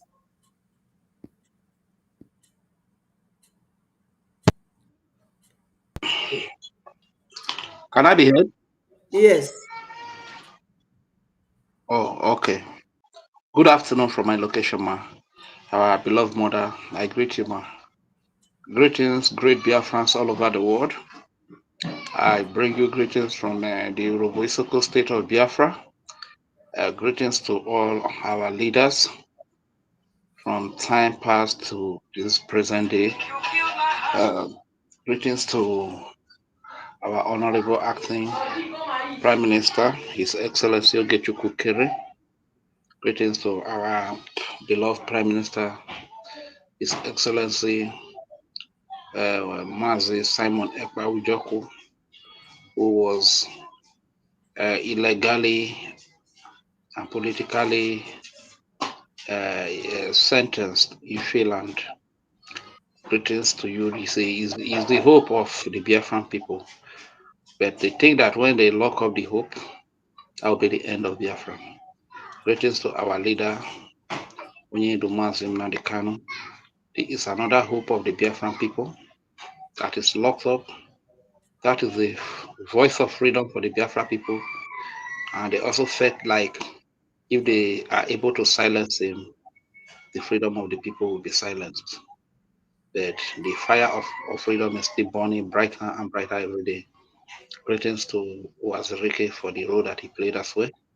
Greetings to our leaders, Jim Odimego Juku and Philip F. Young of blessed memory. May their memories be a blessing to us in our journey to freedom today. I greet our Honorable Minister of Information who has made it possible for us to always have the People's Parliament platforms where the people who are wearing the shoe can come up to say it the way it is. Unlike back in the days when these political stooges, terrorists, only had a platform to come to channels, Arise, AIT, BBC, and what have you, to lie to the world, you understand. But today, the general public, the citizens who are feeling the pain, who are the first-hand victims of all the atrocities that are happening, all the crimes, terrorism that are being sponsored, pushed against the people by the Nigerian government, can come out and tell their stories by themselves. I greet you, Honorable Minister of Information, Honorable Sonia Parawa. Thank you for the great work that you Yes, do. he's doing a And to you, great our job. beloved. He's doing a great job. Thank you for acknowledging that. Yeah, certainly. Thank you very much, ma'am. And to all the media people, starting from you, our beloved mommy, Ada Betty Ford, to Nelly's, to Unioma Loma, to Biafra Oracle, to Biafra Watchman TV, to Mazi David Unana, the questionnaire, to the ex Okute BTV. yeah, to the ex graduates, is it graduates they call them? Yes, ex giant, the likes of Madam Sutos, Madam Kiruka, Mazi, Totti, and all of them that always put up spaces for And Nonso. the people to express. And Nonso, yes, greetings to you. We appreciate all that they are doing, and we really want to say a very big thank you to all of them. Speaking about Igbo politicians and Igbo elders, Isoko politicians, Isoko elders, because when we talk about Igbo, we are talking about the entirety of Biafra. 40, When we talk about Igbo, 40. yes, we are talking about the 40 states of Biafra. No matter where you come from, whether you be Isoko, you be Robo, don't think that you are exempted. Whether you be from Migodo, from Ika or Anioma, or you are from Igala, Igede, Idoma. You may be from Akwa Ibom, from Ibibio, Ikwere, or you are from Ijo, Ishekiri. When we are talking about Igbo, we are also referring to you. You are part of them, you understand? You have been a very bad luck to the people. You understand? Both Igbo politicians and elders, they have been a very bad luck to the people. This is why their decisions have kept the people in hunger. Their decisions have brought a lot of deaths to the people. Their bad decisions have caused our little girls to be raped, even before our eyes, our old mothers to be raped, victims of rape before our eyes. They have been making bad decisions ever since. Sorry, Rage. We understand that it is the internet. Just make a second attempt. Okay. Yeah.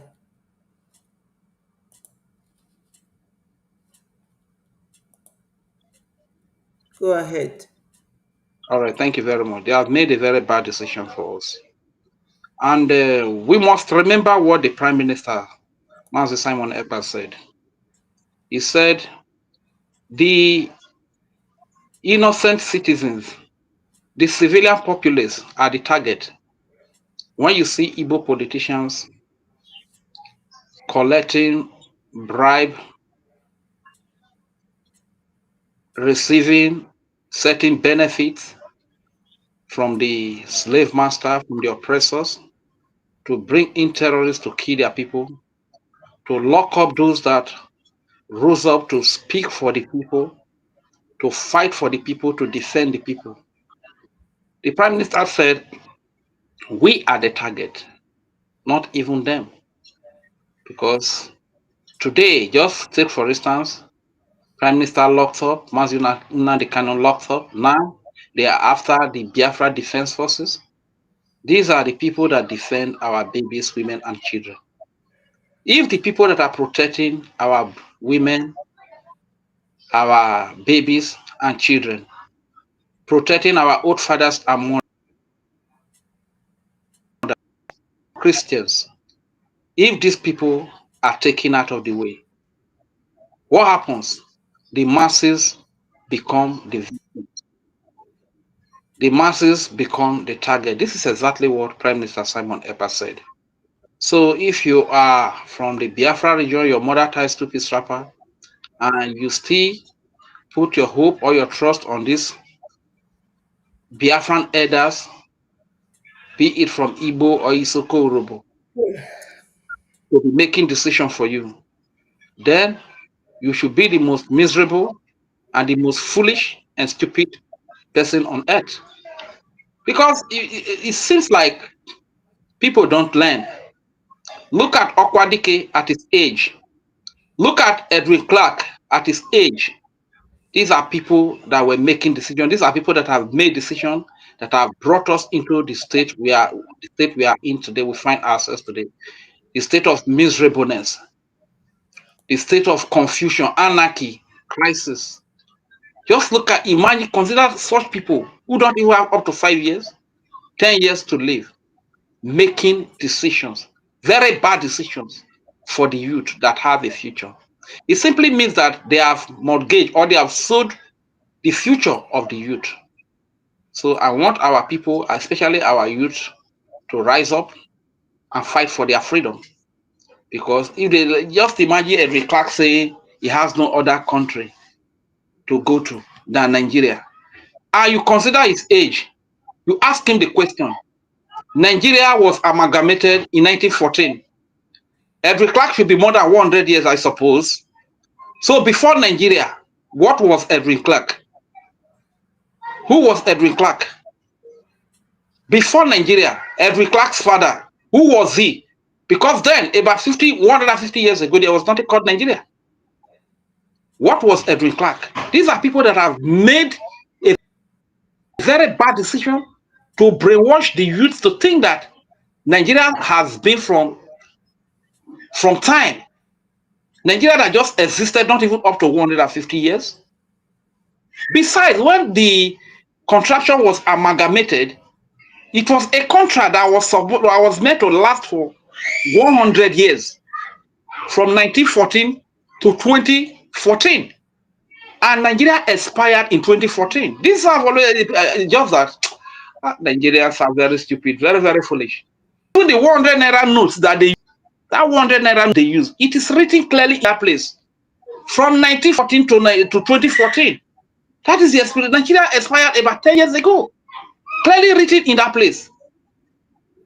Can you keep on consuming expired drugs?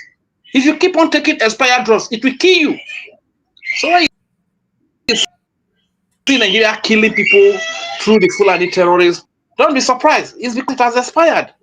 And when you keep consuming an expired product, there's every possibility that you will get killed. That product is going to kill you. So as many that believe in Nigeria should also believe in the killing of Fulani Islamic jihadist terrorists that are ravaging, killing here and there. Once you believe in Nigeria, because the contract has expired.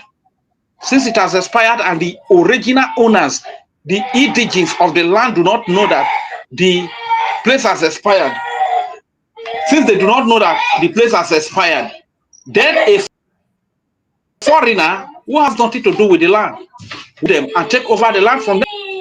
And this is what they have been suffering as Nigerians. It's quite unfortunate anyways.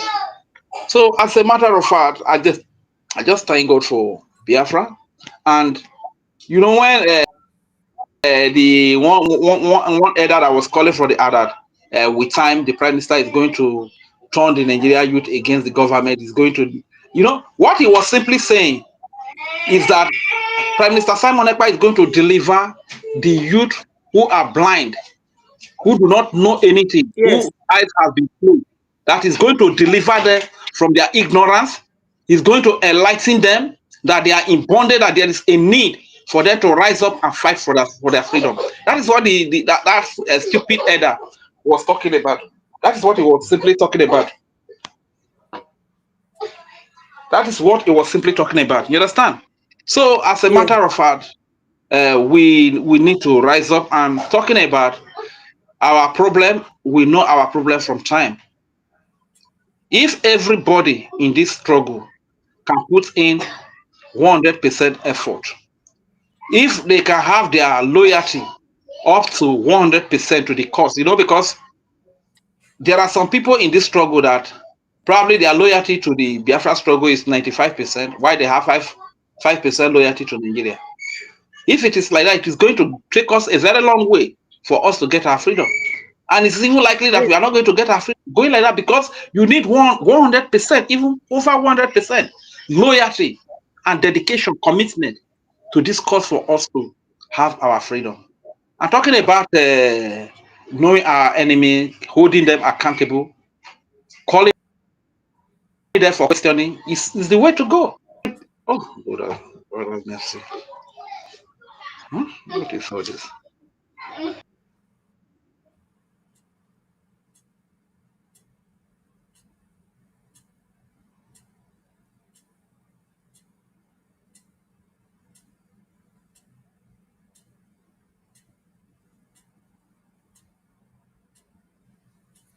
I know it is the internet. So Rage, anytime, just come back. Let's see if we can listen to our information minister.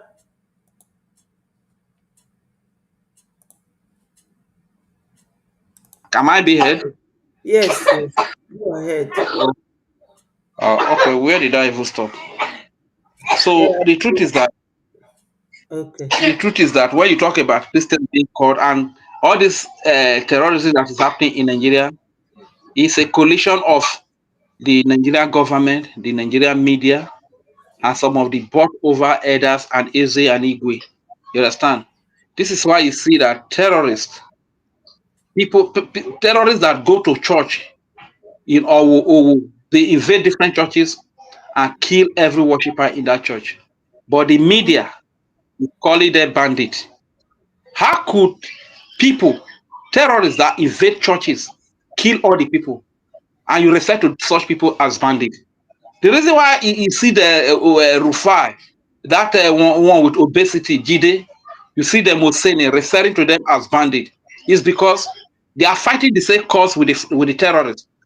So when they address them, when they reveal their true identity as terrorists, the international community will begin to understand who these people are, and they might want to rise up to fight against them. And fighting against them is fighting against the Nigerian media. Fighting against them is fighting against Rufa, is fighting against Husseini, is fighting against the likes of the Sahara reporters, is fighting against the one with obesity in TVC who calls himself Jide. You understand? So that is why they hide their identity and they call them bandit. The question you want to ask yourself, how could bandit enter a community, kill all the women, kill all the children, kill all the men in that community? And you call these people bandit? They enter house of worship, churches, they kill all the people there. And you are referring to these people, bandit. America and the international community need to be very smart to understand the game that the Nigerian government and their media are playing. They are only playing to deceive you. This is why they are, the question you ask yourself is, why are they covering the true identity of these people?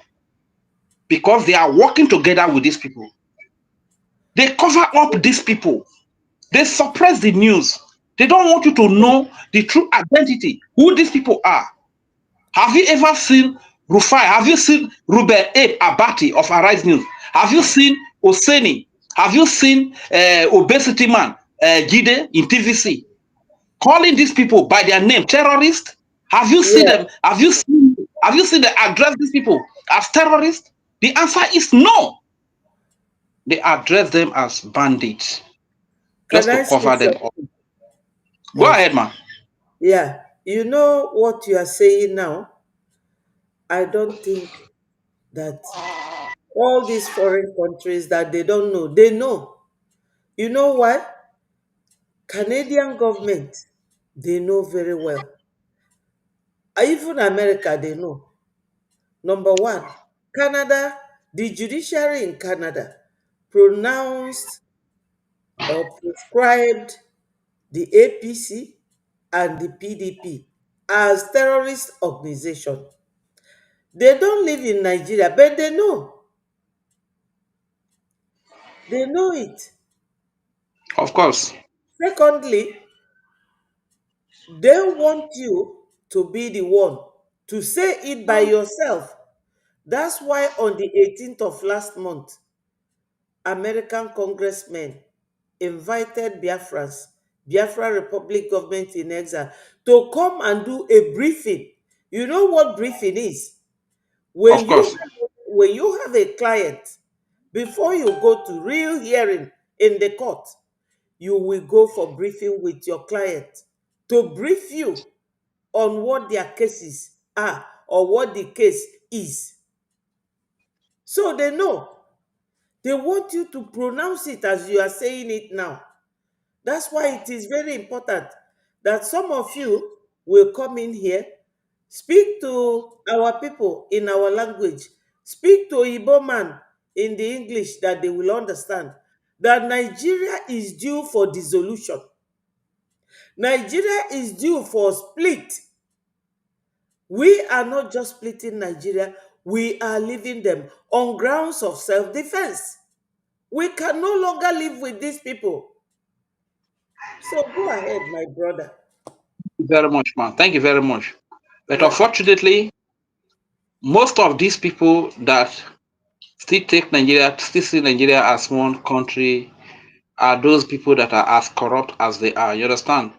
Because if you are upright and you know what is right and you abhor terrorism and you stand for civilization, you stand for light, you stand for freedom, you stand for good, you will see Nigeria and know Nigeria for who they are. You understand? So the international community must not make the mistake of falling, especially America, should not be deceived the second time. If the army chief from Nigeria, if the police chiefs, IGs, if the president, the senators are calling these people and they always refer to them as bandits, especially the military who are always having confrontation engagement with these people, they know these people that these are not bandits. They know that these are terrorists. Though a lot of them are compromised, no doubt about that. But they know that these people are terrorists. But the genuine amongst them, though sometimes the genuine are always speaking up when they escape to certain places, they speak up. You understand? But the military chief are always coming up to call these people bandit. America, you should know that what Afghanistan government played you is what these people are about to play you. How would you call people that enter communities and kill babies, women, and children, enter churches? Look at our massacre. That's a vivid example. These people enter our massacre, kill all the worshippers, and most of the worshippers that are there, because it's a Catholic church, most of the worshippers that were there, they are Biafrans.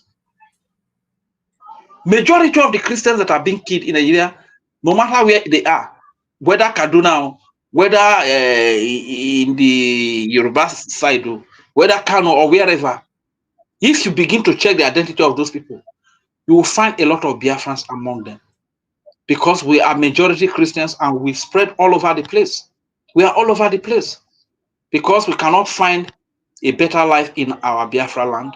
We cannot find greener pastures. What do? We run out of our land. So that we go to Lagos, we go to Kano, we go to Ondo, we go to Ijebu, we go to Abeokuta, just to look for in search of a better life, or we run to Europe or the West in search of a better life. So when you see these Christians being killed in Kaduna, in Borno, when you check their identity very clearly, you realize that a lot of Biafrans are part of these Christians because we are majority Christians. Yes. We are Jewish, we are nationalists. But the largest religion in the Biafran territory is Christianity. Because all my stay in Delta, in Isoko, until I traveled out of Delta, that was when I knew that there was something called a Muslim. There was this man, this party, then he will be praying and be raising his bomb up. Myself, all of us, we didn't know what his religion was. The name we gave him in the community is Ogalu Benavienu. Ogalu Benavienu, Isoko person will be able to tell you the meaning. Ogalu Benavienu means person that is raising up his bomb. That is the name we used to. We don't even know that they are Muslim or anything. You understand? Until we begin to travel out of Delta, travel out to the West, travel out to other parts. I now understand that they are raising their bomb when they are knocking their head on the ground. You understand? Initially, when you mentioned it, I didn't even understand. These people, they So, want to Islamize us. Impossible. so then we didn't even know that. Then we didn't even know that they are called Muslim or Islam. We don't know that is what they are called until when we begin to travel out. We probably do business out to the west toward. You understand? We began to that these people are called Muslim. Otherwise, in our region, we don't really have such people. The really the traditions that are there are Christian tradition religion and the traditional way of worship and the Judaism. You understand? These are the things that you find over there in our region of Biafra. You understand? So when you see the killing Christians, it is Biafrans that they are killing. So anybody that really want safety for Christians and want Christians to be safe must support the freedom of Biafra. Because once Biafra is safe as a nation, most of these Christians that are in other parts, Biafra is going to accommodate them, give them asylum, and welcome them to the land of Biafra, and they will practice their religion boldly. You understand? This is why Nigeria needs to split. Let Hausa Fulani and Yoruba Fulani, they are even big enough to create an Islamic state. So let all those Islams, those that believe in Sharia, let them have their own state in Hausa Fulani and Yoruba Fulani. So you that is from the Biafra region, if you want to travel to that place, you know that this is their laws. They practice Sharia law. These are the things you must not do when you go to those regions.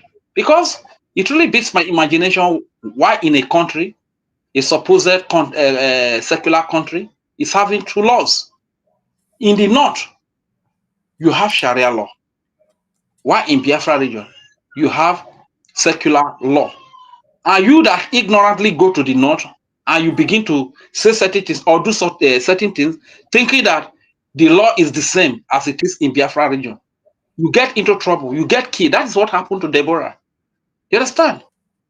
So It to was solve all of these things, it was Obasanjo that gave them that, because the Fulanis and the Yorubas have been made by the owners of Nigeria to work and support each other. So Biafrans, from the time immemorial, have been ostracized, and we have been laden with hardship, problem, and difficulties. So it is in our hands now to give ourselves any good life that we want. Our freedom.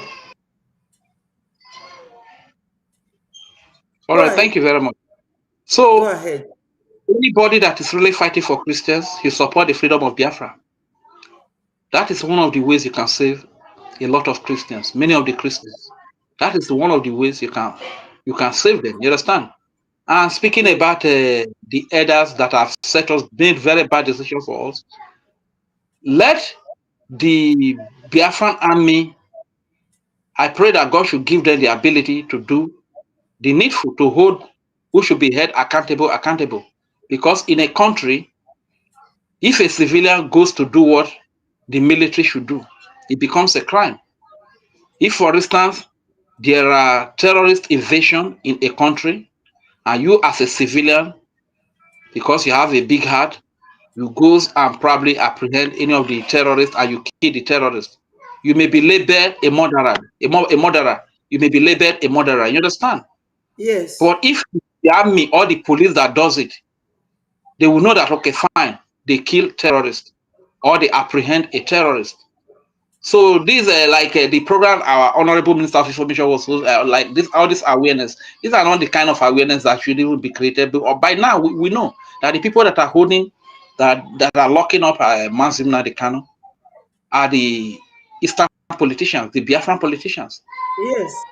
The people that are locking up Mnk'S Detention are the Biafran politicians. You understand?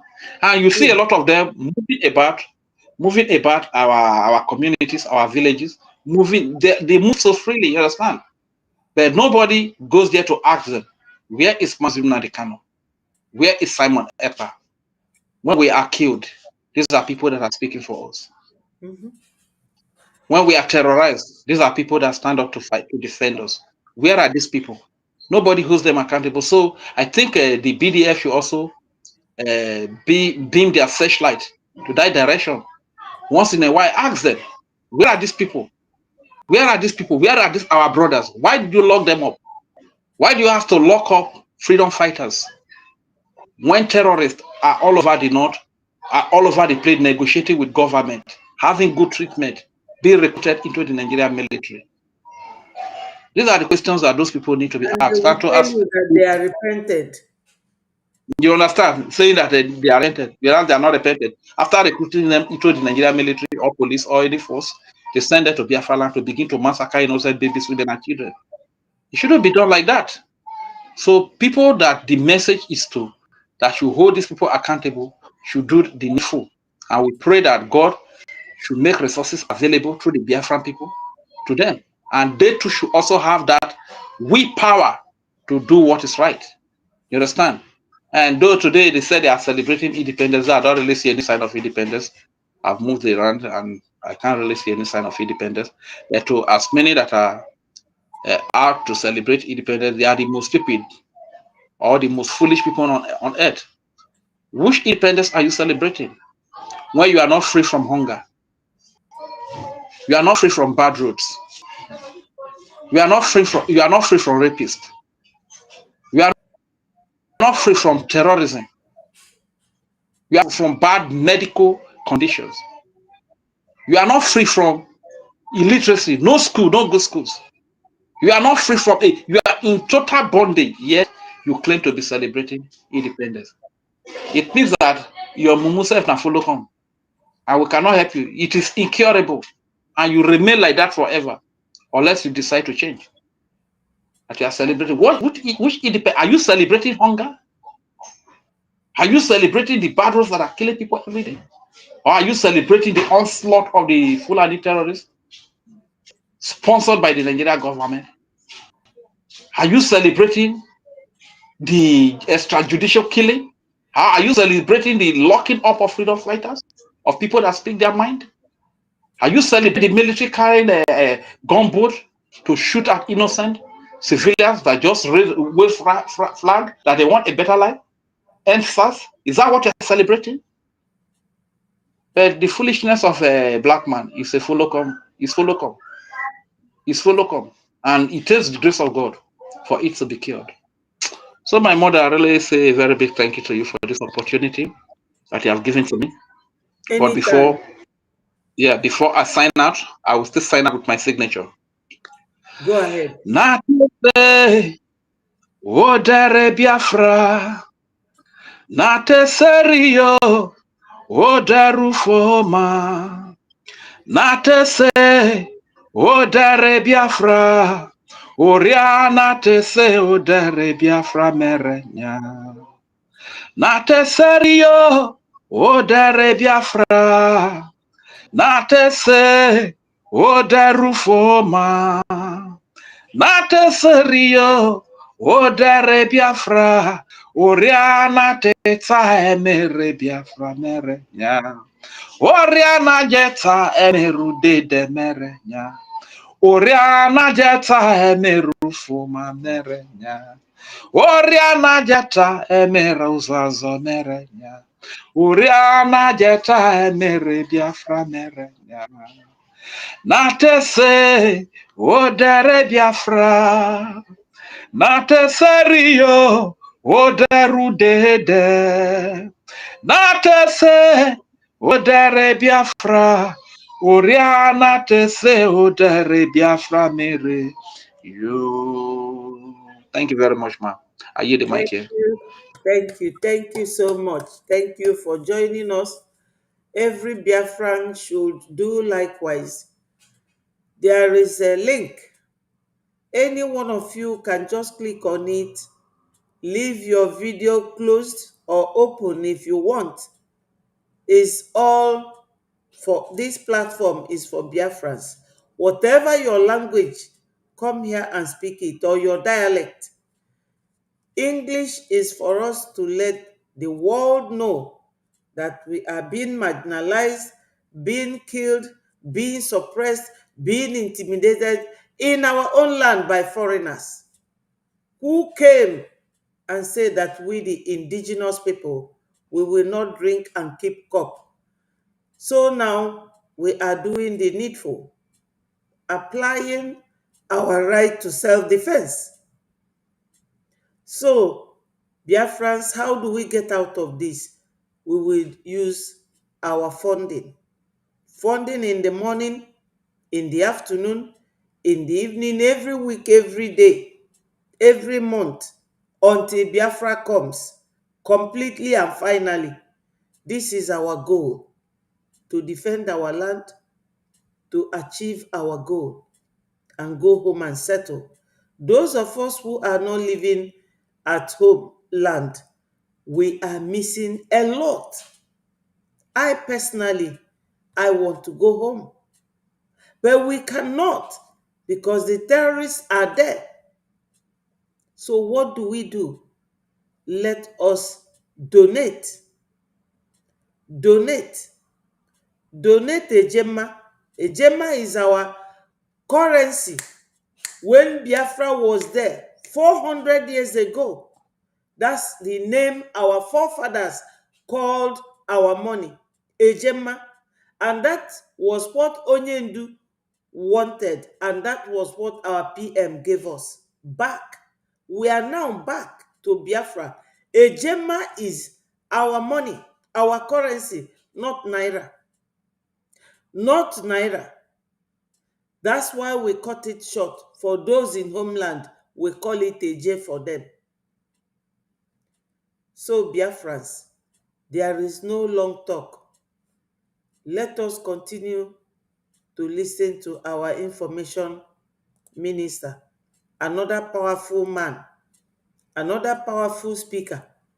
Let's listen to him.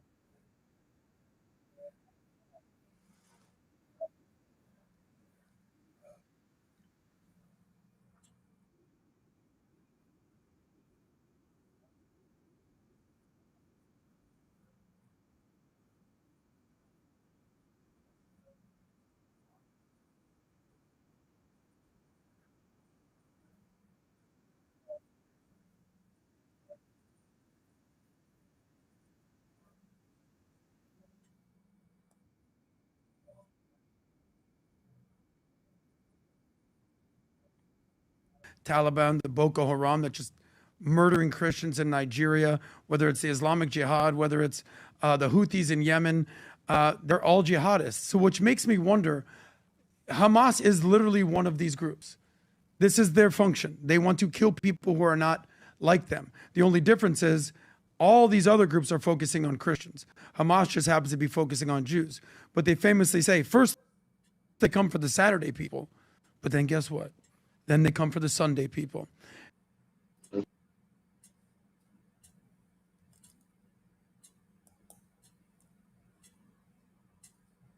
These people do not want to coexist. What don't you get, guys? What don't you get? I mean, you know, you might have your criticism of what's going on in Gaza, but Jews or Israelis, because not all Israelis are Jewish, have a very deep understanding of it's kill or be killed. Unfortunately, you think you're going to negotiate with Boko Haram? You think you're going to Hello. Hello, Jide, thank you so much. Talk to I don't want Biafra. to. Yes. Auntie Betty, good evening from here. Thank you. Daalụ nne m maka na ndị be anyị niile onye asị m ka m kene gị maka na ibe anyị pụtara ya ọ tọrọ m ụtọ wee because na ndị be anyị niile onye kwesịrị ịkọ na-agbatị okwu anyị kwesịrị iji na-anụ. Yes. Maka na amarọ m ife ndị be anyị ndị Biafra shọrọ maka adị m very very sure na this man bụ Biafra government in exile. They put everything in place. Yes. Put through the guidelines. This woman will destroy even in so I've been very, very happy. Ever again. Action. More Biafra action of Nigeria. Because of Biafra action. At least even your oppressor, you learn to know your oppressor. Yes. Then guide you with a marna guide you when Obro Maro Mari Begi Biobugi in the name of one Nigeria mobile Aguna Chamber. So the Bible say my faction, then stand on their rights. Maka most of this killing, even Amarom Yama, we are mobile and the Bani Amaro don't know how to protect themselves. So I like me fire put na ko kwalba out on by can the buying when Mali of action. Or come marry is not more sina a job as na started or covered to the Babiano Boro village near Boom Marne. Yes. Oh, if only because now you take somebody's life just unnecessarily. It's an evil. Oh, you want joke of? Yes. Oh, you want joke of? Oh, you want job? Marry take your life of Madi Bien. But this Nigeria has brought this kind of life to us. So you know, Biafra we say man and we say them because most of you and the Indiana happen when they have card in Nigeria, card in Biafra. We cannot resemble a political party but one place or the other. Only problem because somebody phenomenon, no matter how to guide his or herself they don't know how to guide themselves. Man, this time I know you're we say the conscious of their movement. So, ọbụna nsị ka nkene gị maka otu isi akọwalụ ndị be anyị no asị na onye nwere ntị nụlụ onye nwere ntị nya nụlụ ọ bụrụ nwere ntị ịgaba n'ive egbu gị ọ napụghị ndụ gị ma ọ bụrụ ịdịrọ prepared so ekenele gị kene ndị ngịrawa ya lụọ na gọọmenti na-eza maka na ọsọ anya bụ gọọmenti esetịrị ndị be anyị kwesịrị ifolo. Asom ka njukwu oge ọ bụrụ ịmala onye bụ coordinator na India ọ bụrụ na o nwere ka isi nwee any idea somebody nwere any information ka mma mee sendele m contact ya ka mmala any coordinator na India for this support. Ma Nigeria nụm nọmba gị ife ị ga-eme Welu number dị ebe a ka tinye. Let me put it on. Welie kpọọ m, then nweta number gị so that nweta nke ị na-ajụ nsend alụ gị. Okay. All right. Daalụ All right. sọ. Jisike nne m, jisike. Daalụ. Chukwu kwa agụ ume. Amen. Anyị niile ọ ga-adịla anyị mma. Ife nchọ ka ndị be anyị ghọta bụ na ma ndị nke nọ n'ụlọ ma ndị na-apụ apụ bụ n'obodo a niile anyị nọ, o nwero ndị a nụrụ agha. Obodo m bi anụsogo Hitler ọgụ, and obodo a m bi na Amerịka anụgokwa ọgụ. Ifuge. So o nwere kọntrị ị ga-asị na ejego m de ka nzuzie ike ị ga-echeki dia background ma ọ dia history na fa nụrụ ọgụ. Ọ bụ egbuo mmadụ etu esi egbu mmadụ na be anyị. So ndị be anyị ya nwesịla ego, a na-agwakwa tụọ ego felo nọ na a na-atụrụ ya ofu onye. Mba, ndị a na-echedobe anyị naanị, think about it. Onye ji egbe wee na-agba mbọ wee na-apụ, ọ na-abụ nwapụsịa chekwa tụtụtụ ya chiachi. You have to buy another one. Yeah. Ị ga-egolo and That's what wrong. Our eyes is on the ball. Yes. Maka na anyị gba nnọọ Chukwu na-anọlọ mmadụ ọgụ. Chukwu ya enweta mmeli. Maka na onye na-emegbu mmadụ mana ya na-emegbu mmadụ. No ibe dịzị bụ onye ị na-emegbu nwa makwa na ị na-emegbu ya maọbụ na ị na-emegburi ya. So ọ ka otu dị. So ndị be anyị kwesịrị inye ọtọ mmalụ ndị na-emegbu ya then ka amalụ ibe eme ndị na-oppress ya, because nobody deserves to be oppressed. All right, thank you. Dalu so. Dalu Neza TV. You have to join Monday. Ndewo. You have to all join. Kunu na-ekwulu ndị be anyị okwu. Maka na ndị be anyị chọrọ onye ga-agbafu ume. And n'ọnụ unu obi esiefe ike. Maka ife nje send the link na comment section. Unu pụta, ọ bụrụ na ị chọrọ itinye your video, ime etinye, ịchọkwa itinye, so that ka fa malụ na nwanne fa na-agwafe okwu a. Maka na oge ndị be anyị about 3 people na-asị m mụ wele onu be anyị na-agwa ndị be anyị, elolu m ya ụzọ na-abụ, mana ofiọrọ marụ isi yes nọ ife dị mma omume wee na-emie. Mana oge m ga-asụkwa oyibo iji gwakwa ndị ọcha. N'onwe ndị ọbụla na wara alụsịrị Igbo ma sa enwe ka sometimes asụkwa oyibo. Ka wee ghọta ife na-aga na anyị.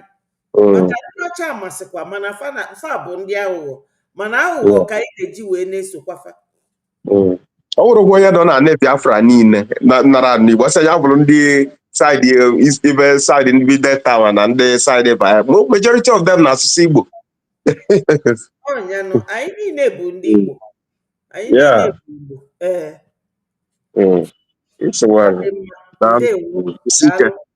Thank you. Amen. So my people, this video is from our Minister of Information. Kaine Gekwianti. Now, yesterday, he was on program.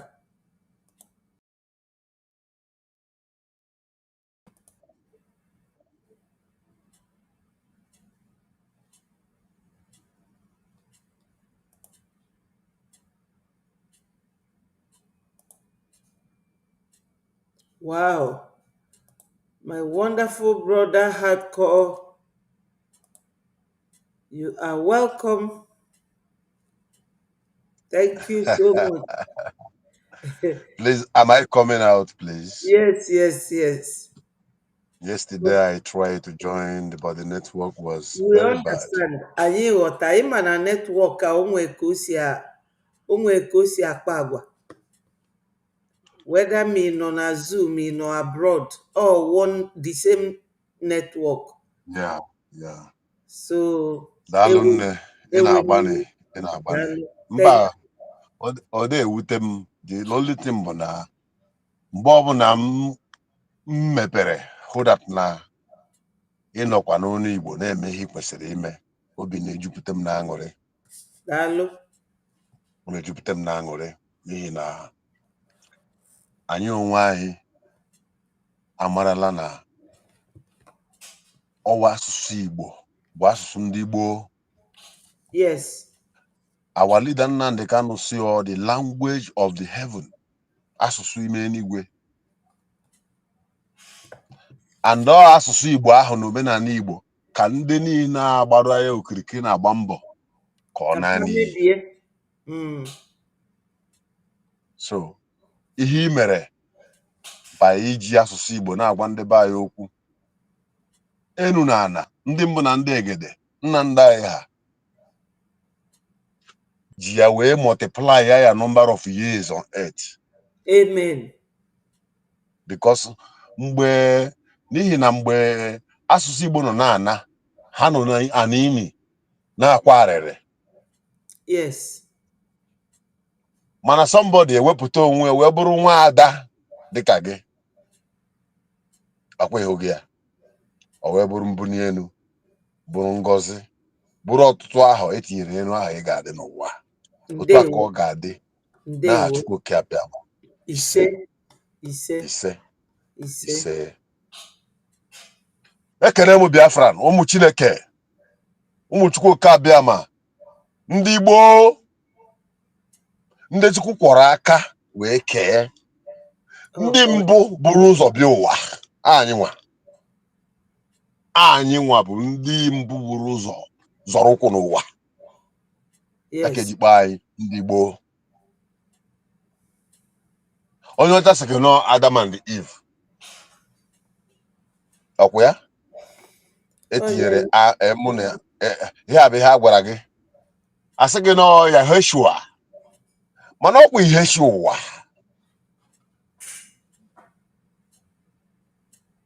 Mara onye Igbo, mara ebe isi, ịmarụ nna nna gị ha, ọgba aghara ije agụleri, jụọ ese maka eri, akọrọ gị maka eri, akọtara gị maka eri, mara onye bụ Gad, the seventh son of Jacob. Ebe isi bi ụwa. Chineke emeghị any mistake wee tinye anyị adis ịma otu ụwa niile gbara okirikiri. Ndị Igbo nọ na center of the world. Itinye compass ka ị rotate ya in the world. Ebe ị ga-arụnye ya bụ ebe ndị Igbo nọ. Everything nọ n'elu flow back to us. It means there is no kind of resources, mineral resources you want that is not in our place. Yes. The British know. Fulani know. That is why they are doing everything possible to take over our land.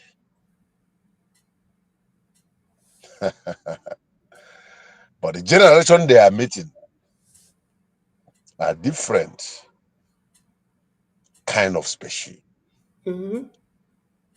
Therefore, Keremo Biafrans. Can go to the topic, IG.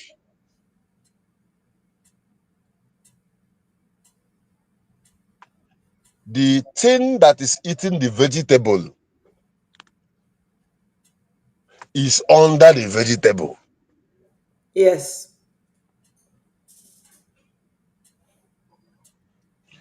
The quest for political position and money, contract and all the rest, blindfolded few. This politician herself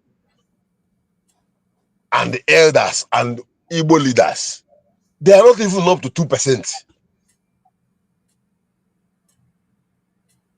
How can 2% control the destiny of 98%?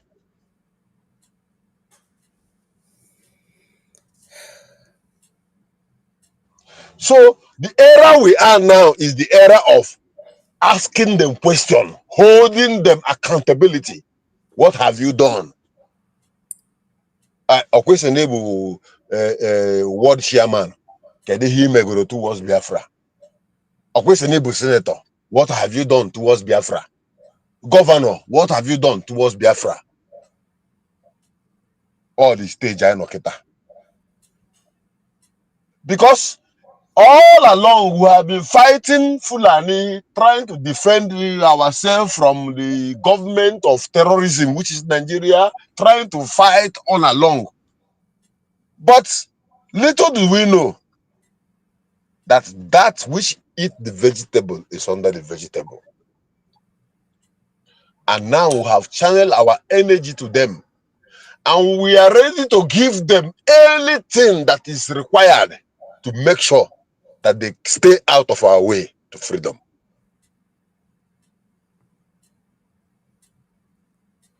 Enough is enough. They go to our leader, Mazen Nandekano. Can me push over. Onyugu neji ketula samu. Onyugu na ada asa. Onyugu nwere no 2 months, 3 months or saba aho. Onyugu na amagi chukwu ka biama. Onyugu onye Fulani na-enwe ha ana. Ebe ị ga-asị na ihe aba ana nne ya. Jidere ọkpara nne gị. Jidere ọkpara Igbo.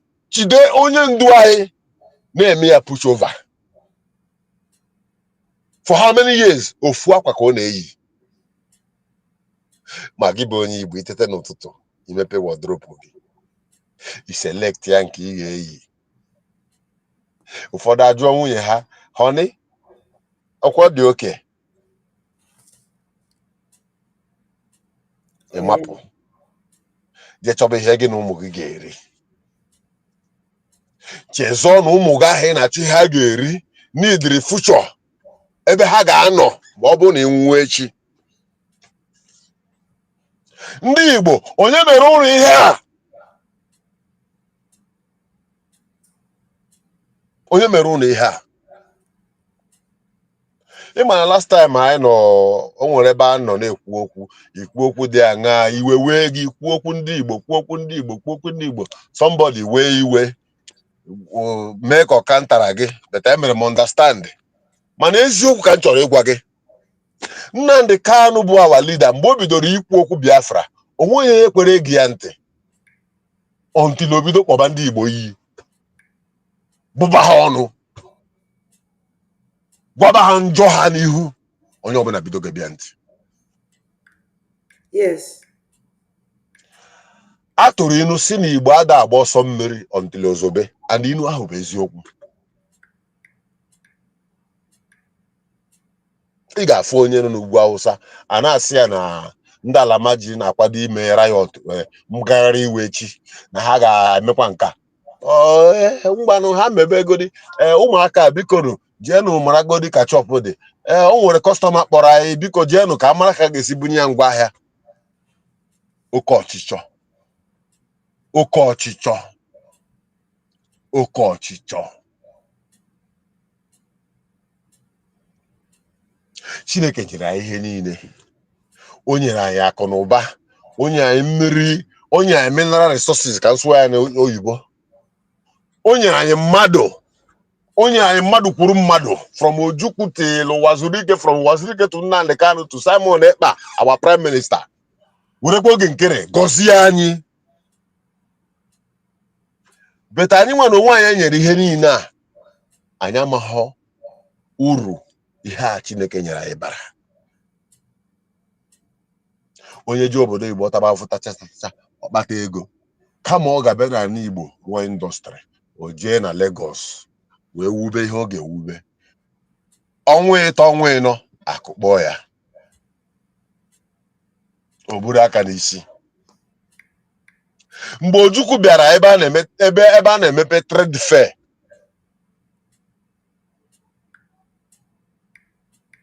o bere akwa. O lechara anya fụ ihe ndị Igbo rụrụ na trade fair. Trade fair ahụ na-afụ bụ swampụ ka e nyere ndị Igbo, ha ekpochigide kpochichaa ya wee rụchaa ya shọpụ. Otu emegidere emepụta ya dịka ihe one day kwa ndị Lagos gọọmenti na ndị Yoruba na ndị Fulani ga-akpakwa nkata adakụkpọ ya, chụkwa unu na another swamp, unu ekpochibekwa ya na-edevelop ya. Ndị Igbo onye mere unu ihe a?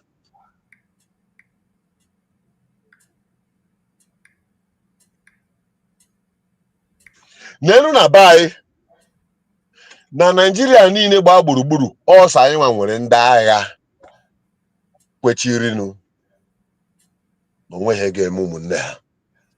Onwe ndị ọzọ nwere ya. Ndị nke nwere enwe ọkwa hụrụ nwaanyị na-ebe akwa na soshal midia n'ihu akwụkwọ. Yes.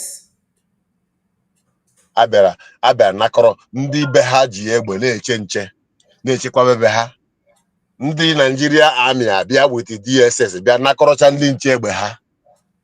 Yes. Nakọrọcha ha egbe ha na oru ha abalị 3 ma 4 ndị Fulani abịazie wee gbuo ya gbuo ma nwanne di ya gbuo di ya. Ụdị obodo a ka unu chọrọ, unu bụ ndị na sọpọtụ na-akwagide aja n'ukwu wa Naijiria. Ọhịa ka unu chọrọ. A na-akụrụ gị ara ị na-aṅụ akpụ ma ọ bụrụ ndị nna nna aha. A na-atụrụ nwatakịrị aka sị ya na ebe ara dị ọ na-aṅụ akpụ. Onye Igbo. Yes. Sọsọ ihe m na-agwa unu bụ na Biafrans resọtụ go, Biafrans ekpebigo na Fulani na ndị Nigeria terroristi nọrọgori one side for some time.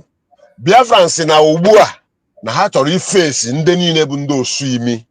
Yes. Ndị niile bụ ndị agaghị n'iru, ndị niile na-ebute ọgba aghara, ndị niile na-akpọbata ndị iro na be anyị. Ha maka anyị na-ene anya kịta. And ọ gaghị adị anya oge na-adịghị anya unu ga na-anụ mpụta ihe niile atụmatụ niile a na-eme, because onye ọbụla ga-akwụ ụgwọ ihe o mere. Oke, ma gị bụ nwanne Nnamdi Kanu, ma gị bụ lọya Nnamdi Kanu nwee kesi echi, ije Abuja ije nọrọ weta abalị ibe na ndị ọzọ na-aṅụọ champagne kpọrọ ya ṅụrịa amụcha ịnakpo na họteelụ rumu gị ebe ị nọ, echi pụta na kọtụ bịa see pikchọ make ya program. Anyị na-ahụ unu niile vidio ihe niile ebe unu nọ erekọdụ chago ha niile. We are seeing all of you. Yes. Housemaid ahụ na-esiri gị nri is working for us. Driver ahụ na-ebugu is already tired of driver ahụ na-anya gị na moto. Obi adị ozi mma ihe a na-eme Nnamdi Kanu. Onye ahụ na-esiri gị nri obi adị ozi mma ihe a na-eme Nnamdi Kanu. Yes. Nwunye gị nụrụ anụ, ụmụaka gị obi adị ozi ha mma. So ihe ọ bụla ị na-eme anyị bụ ụmụ Biafra na-afụ ya. Yes. Ka m kwukwe ya ọzọ. Ndị ọchịchị Igbo akpọrọ Igbo leaders. Anyị decide go hapụgodo ndị Fulani na ndị Nigerian terrorist government. Anyị chọrọ ịjụ unu ajụjụ. Anyị na-ajụ unu ajụjụ. Kedu onye ji Nnamdi Kanu? Kedu ihe o ji Kanu ebe ọ nọ? Sunday Igbo ha hapụgo. Kedu ihe Nnamdi Kanu ji Kanu ebe ọ nọ? Ndị niile bụ ndị terrorist Fulani a na-enye ha pardon, na-akwụ ha ụgwọ, na-enye ha ego, na-aga ede ha. O nwere news na-ego n'ụbọchị tata na ndị Fulani jere igote ngwa agha ha ji anụ ọgụ na ndị amị dugara ha mee ka echọ na ha jiri eburu ya bata n'udo. Ọkwa the same gọọmenti ahụ ndị si na ha bụ ndị Igbo nọ ka ndị ugwu nọ wee na-echekwaba ndị ogbu mmadụ. Mana ụmụnne gị ndị nke si na ha ga-echekwaba anyị ka anyị nwere onwe anyị, ịkpọọ ha aja afa, ibubata ndị mba ka egbuo ha, ka enenuo ha. Oge agago.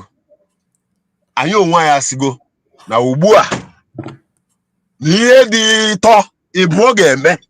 Exactly. Ihe dị ịtọ ịbụọ ga-emerịrị.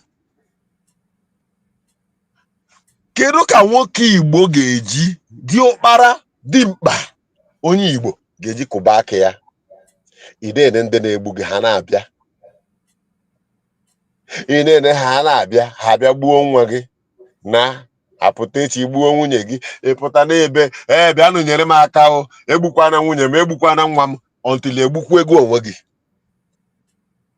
Ọ bụrụ na nna nna anyị ha kpara ụdị agwa anyị na-akpa ugbu a, anaba ya aka anagosi nsị. Ekumeku wụọ onwe ha nwere ọụta na ube na mma ka ha ji wee jide ndị Britain for 40 years.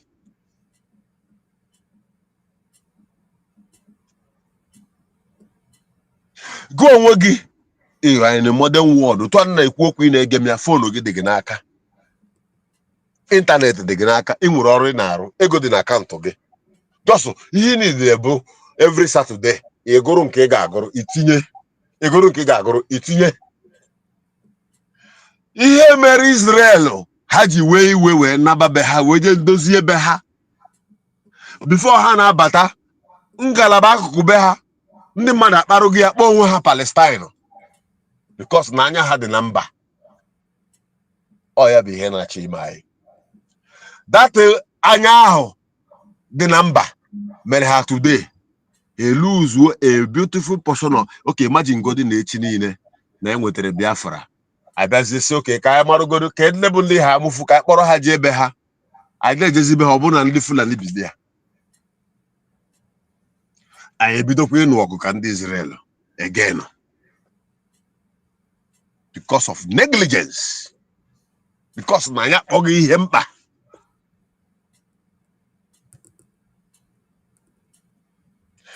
Anyị nwa hapụ ma ọ gbajọ iwere opportunity anyị nwere kịta nke oge nkere bụ our acting prime minister, onye na-anọchite anya our prime minister Simon Ekpa, nke o ji n'aka na-aga. Anyị nwa agbaji iji ya na wee soro America ka ha nwee ike inye anyị nkwado zuru oke. Marakwa na Fulani ga-ewere ezinụlọ be nna gị. Marakwa na otu ị nọ n'obodo oyibo na ịma nnọta nwụzi ọzọ. Marakwa na ụlọ ahịa ịrụrụ mara ezigbo mma na ehi na ọkụkọ na ewu ndị Fulani ga na-akpagharị n'ime ya. Fensị be gị aha ndị Fulani na-agbasa ya akwa n'elu. Ọ ihe na-eme na Benue steeti. Ihe na-agwa gị bụ ihe na-eme na Benue steeti. Ihe na-agwa gị bụ ihe na-eme na Kwara. Ihe na-agwa gị bụ ihe na-eme na Plateau steeti. O nwere ndị na-aga aga nwuzibe ha egenụ. Ihe na-agwa kịta ka nnọta gbagoro n'ụlọ. Ihe na-agwa kịta bụ ihe na-eme na ihe amụfu. Ihe amụfu ọ dị ebe na ana Igbo na ana Biafra. Enwere na-akwụ ekwu mgbe ọ bụ na na-ekwu okwu a na-akụ ya ka ogene, a na-akụ ya ka ogene, a na-akụ ya ka ịkpọchie ntị gị maka na ị na-achọ ihe gị n'ụmụ gị eri.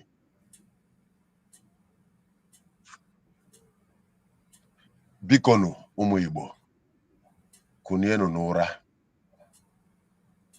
Ụwa niile ekwubego okwu anyị kịta, ịntanetị niile kịta na-ekwuzi killing of Christian, killing of Christian, mana ebe a na-ekwu killing the massacre of Christians in Nigeria, inyuo ya under, ị ga-ama na anyị maka na-ekwu okwu ya, because kedu ndị kacha bụrụ Christians? Anyị nwa.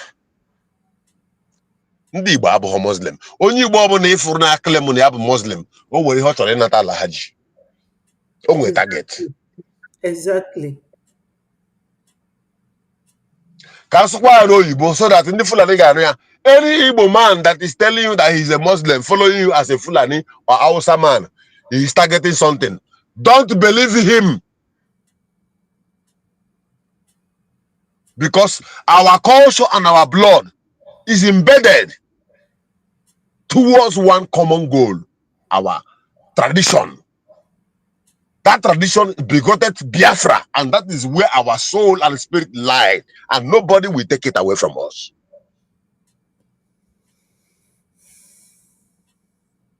So if there's anyone deceiving you as an Igbo man, always watch him with one eye, because he can never be a Muslim. An Islamic friend I have told me that the most difficult people to convert into Islam is Igbos, because they have everything. He cannot give them money. He cannot dash them anything. Oh, no, fem man corner, kunye 1 cup of beans. It's a fair in a mosque.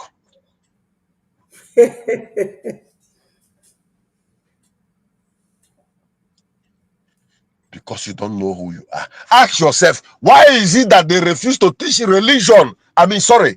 History in Nigeria since the day Amorogi wrote ata. Situ was Amorogi wrote ata. From primary school, Egacha University. Akosi, etinye history. The reason Kegare Matonyi Ewo, because how many Matonyi Ewo, Mato origin ABC, Mari Hebo, Maron Ogun the real Israel and Ekwokia. How you want Matamakia? Ihe ọsọ ndị Igbo kunienu n'ụra kunienu n'ụra kunienu n'ụra kunienu n'ụra ụmụ Igbo. Awụsa abatago ọka na-agwa gị bụ na ha abatago ọka. Fulani has positioned themselves in all the green vegetation forest. All ammunition is staged. Okay, Nigeria, US after the Trump election stop US aid. Ema hebu US aid. Akwụsịrị ya. Ka akwụsịrị ya, ego ndị Fulani na-ekete adabịaziri ha. Kedu isi ha meziri? Ebidozie ụmụnne ha nọ na military barracks na-enyezi ha information. Because na ha enwezi ego a na-enweta eji ego ngwa agha, ha na-agazi na-ebreki na-akọnka military camps ka enweta mmụọ ngwa agha. Kidnapping emezie increase ka ha nwetakwa mmụọ ngwa agha because na Trump agbachigo ebe aha esi na-enye ha obere ego ha ji na-eme ihe ha na-eme. Ihe a bụ eziokwu dị ndụ a na-afụ anya. And gị bụ onye Igbo gecha ya ịpụta ire akọmpeteri ị na-akọgheri dimkpa dịka gị ji nwaanyị ju ụmụaka ijubeghị onwe gị si ọ bụrụ na ị nwụọ tata kere ebe ụmụ m na-aga kere ebe ụmụ m ga-anọ.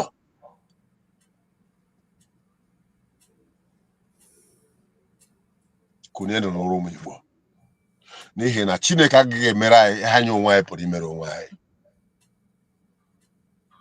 Ọkwa ọ bụrụ na amụ gị Simon, olee ihe anyị ga-eme n'ụwa ebe a mụrụ ya? Ekene dịrị Chineke n'ime ọnọdụ niile. Ụmụ Biafra ga-enwe mmeri n'ime mkpagbu niile. Anyị ga na-anụ. Ọkwa ọ bụrụ na amụ gị Nnamdi, olee ihe anyị ga-eme n'ụwa ebe a mụrụ ya? Ekene dịrị Chineke. Ọmaka obi dị onye, ọmaka obi dị onye bịa o. Ọmaka osi dịrị m, ọmaka osi dịrị anyị bịa o. Chukwu ụmụ Biafra, anyị na-akpọ gị nna bịanụ. Ọdịmegwu Chukwu, ọkwa ị na-ahụ anyị bịa o. Nnamdi Kanu, anyị ekele gị nna bịanụ. Simon Ekpa, nna jisi ike daalụ. Bute ụzọ nwanne m, ihe ri ọbalị bịa o. Jento nwanne m, ihe ri ọbalị bịa o. Beti nwanne m, ihe ri ọbalị bịa o. Sọni akpara awa o, ihe ri ọbalị bịa o. Oge nkere, ihe ri ọbalị bịa o.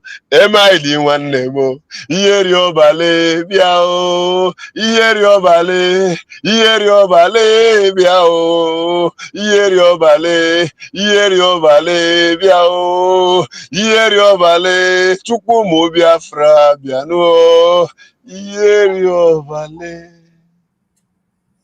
ihe ri ọbalị bịa o. Airborne, airborne, airborne, all must hail Biafra. Love you, my people. Iwu, ndewo, ndewo, my big brother, ndewo, ọ ga-adịrị gị mma.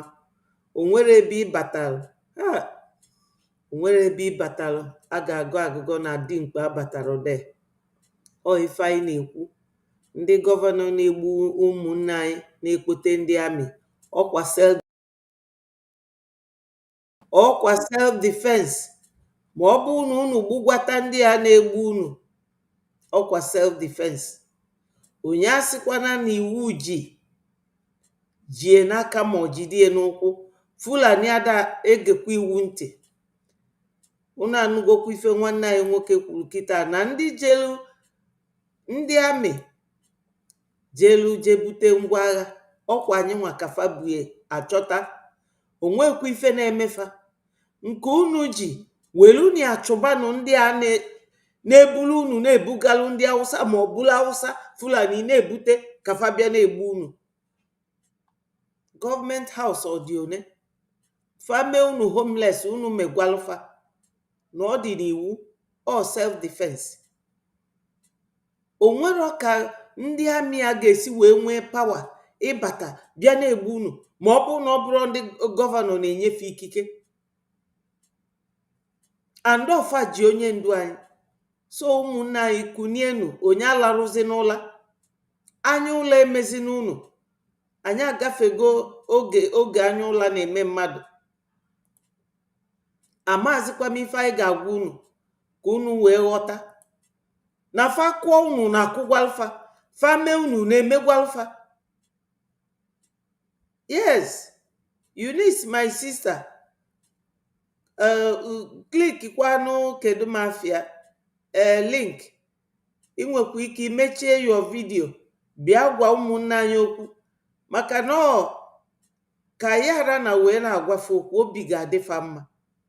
Ife anyị na-agwafa na-emefa ka obi dịkwafa mma ka fa malụ na ụmụnne fa agbachiro nkịtị, you know, na anyị agbachiro nkịtị. All just word of encouragement for our people. Onye nwere ike ịgwafa bịa gwafa okwu biko na ụmụnne m. Onye nwerọkwa n'ike ikwu nsogbu adịrọ. Ndị be anyị nidi talking to, fa nidi ka agwafa okwu kịta. Obi ji ndị be anyị, obi na-enufu inu, iwe na-ewefa. O nwelo ife mfo kịta our Minister of Information Ifode osino one day to go US congressional hearing on Biafra, a milestone of history. Acting Breji Prime Minister elected by Biafrans and not self-appointed like Ngozi. So ka mụnwa m finish kịta ka m chọpụta ife ominu banya bụ okwu maka na ọ bụ na eziokwu ndị be anyị unu afụ na unu ama na Chukwu okike abịa mana ọlụgokwa ka o si alụ maka o nwere ike ide ụdị taịtụl a ma ọ bụ na ọ bụrụ eziokwu. Unu mana anyị je maka briefing, anyị je briefing na Kedafia na 18th of last month, but o dey here maka hearing, maka ka hearing anwa ga-esi wee mee bụ na ife ọ ga-abụ bụ na this hearing ndị ọcha ga-anọde maka na ụfọdụ na-asị ka ekwanụ ndị ọcha anyị na fa na-ekwu okwu. Ịma na ndị be anyị na-adị very strong headed. Tupu fa amali ife fa ga-eme, fa ga-ajụgide jụgide jụọ nke asịsị ajụ na ajụ kedụkwanụ ndị ọcha anyị na fa na-ekwu okwu. So kita ife our information minister dey m ga-eje chọpụta maọbụ eziokwu echi anyị discuss ya ọfụma. So my people, ife ode bụ na no a day to go to US congressional hearing. Ndị be anyị nke a mere ana unu malụ na America na fa just nwantịntị etu a fa recognizere ana anyị o wee dị n'akwụkwọ. Ịma na ụgbọ ekpugo ndị a mbi na befa maka ndị a mbi na befa mere ife nsogbu a ji dịbe anyị isi wee na-agbakazi onye ọbụla. Governors amarozi ife fa na-eme, but they know what they are doing. Fama na ọbala ụmụnna anyị ka fa ji achụ aja ya ka m ji asị ụmụnna anyị kedu ife unu chọzi ka anyị gwa unu again. Kunienu na ana m ada wọchị ụmụ Gaza fa na-emie fa weta ife a na-awụnye na bọtụl wụnye gbaa ya na moto ndị afa mụnye ọkụ. Kedu ife ji unu? Ka ife unu chọzi ka anyị gwa unu? ebe ọ bụ na o nwere ife na-eme ndị Fulani ma fa na-egbu unu, o nwere ife ga-eme unu ma unu gbugwalụ ndị na-alụrụ fa ọlụ. Onye ọbụla si na ya ga-abịa bụrụ ọdachi dịlụ ndị Biafra, ma ị bụ nwanne anyị ma ị bụrụ nwanne anyị, as long as ị bụ Igbo politician nọdụ na-alụrụ ndị Fulani ọlụ na-egbu ụmụ nwanne anyị, iwu bụ na isi gị nwa na onwe gị ga-abanyekwu. Ị na-akpọta ndị amị eje na-agbabe ndị be anyị ọkụ, all those state houses. Kedu ife unu na-eche? Kedu ife unu na-eche? Jenu jee mụnyekwu olufe ọkụ. Yes, onye mee gị megwala onye anwa, onye mere anaghị megwalịa, onye mee gị megwalịa. Achọrọ m iji dis onye ndu voice wee mechie my program today.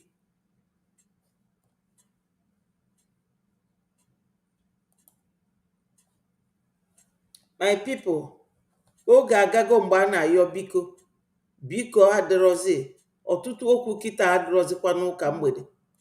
No biko again, not at all. Onye mee gị megwalịa.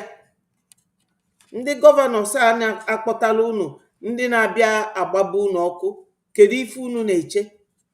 Ọ ka sị na m si, ọ ka sị na m si. Yes, asịkwa na m si, ya bụrụ ọ self defense. Onye mee gị megwalịa, onye mere anaghị megwalịa. Simple. Nwere onye abụrụ mmadụ. Even the dry bones in the graves that are beginning to shake, they know the time has come. It's a shame that some people who are still living don't understand that, especially Igbo traders in Lagos. Who said to go? Nadator is the first phase of this very deadly salvo. They will destroy your businesses. After that, they will take over your houses.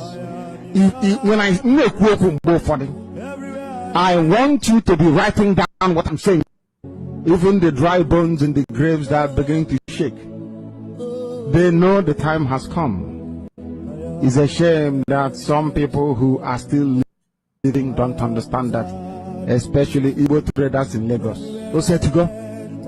Nadator is the first phase of this very deadly salvo.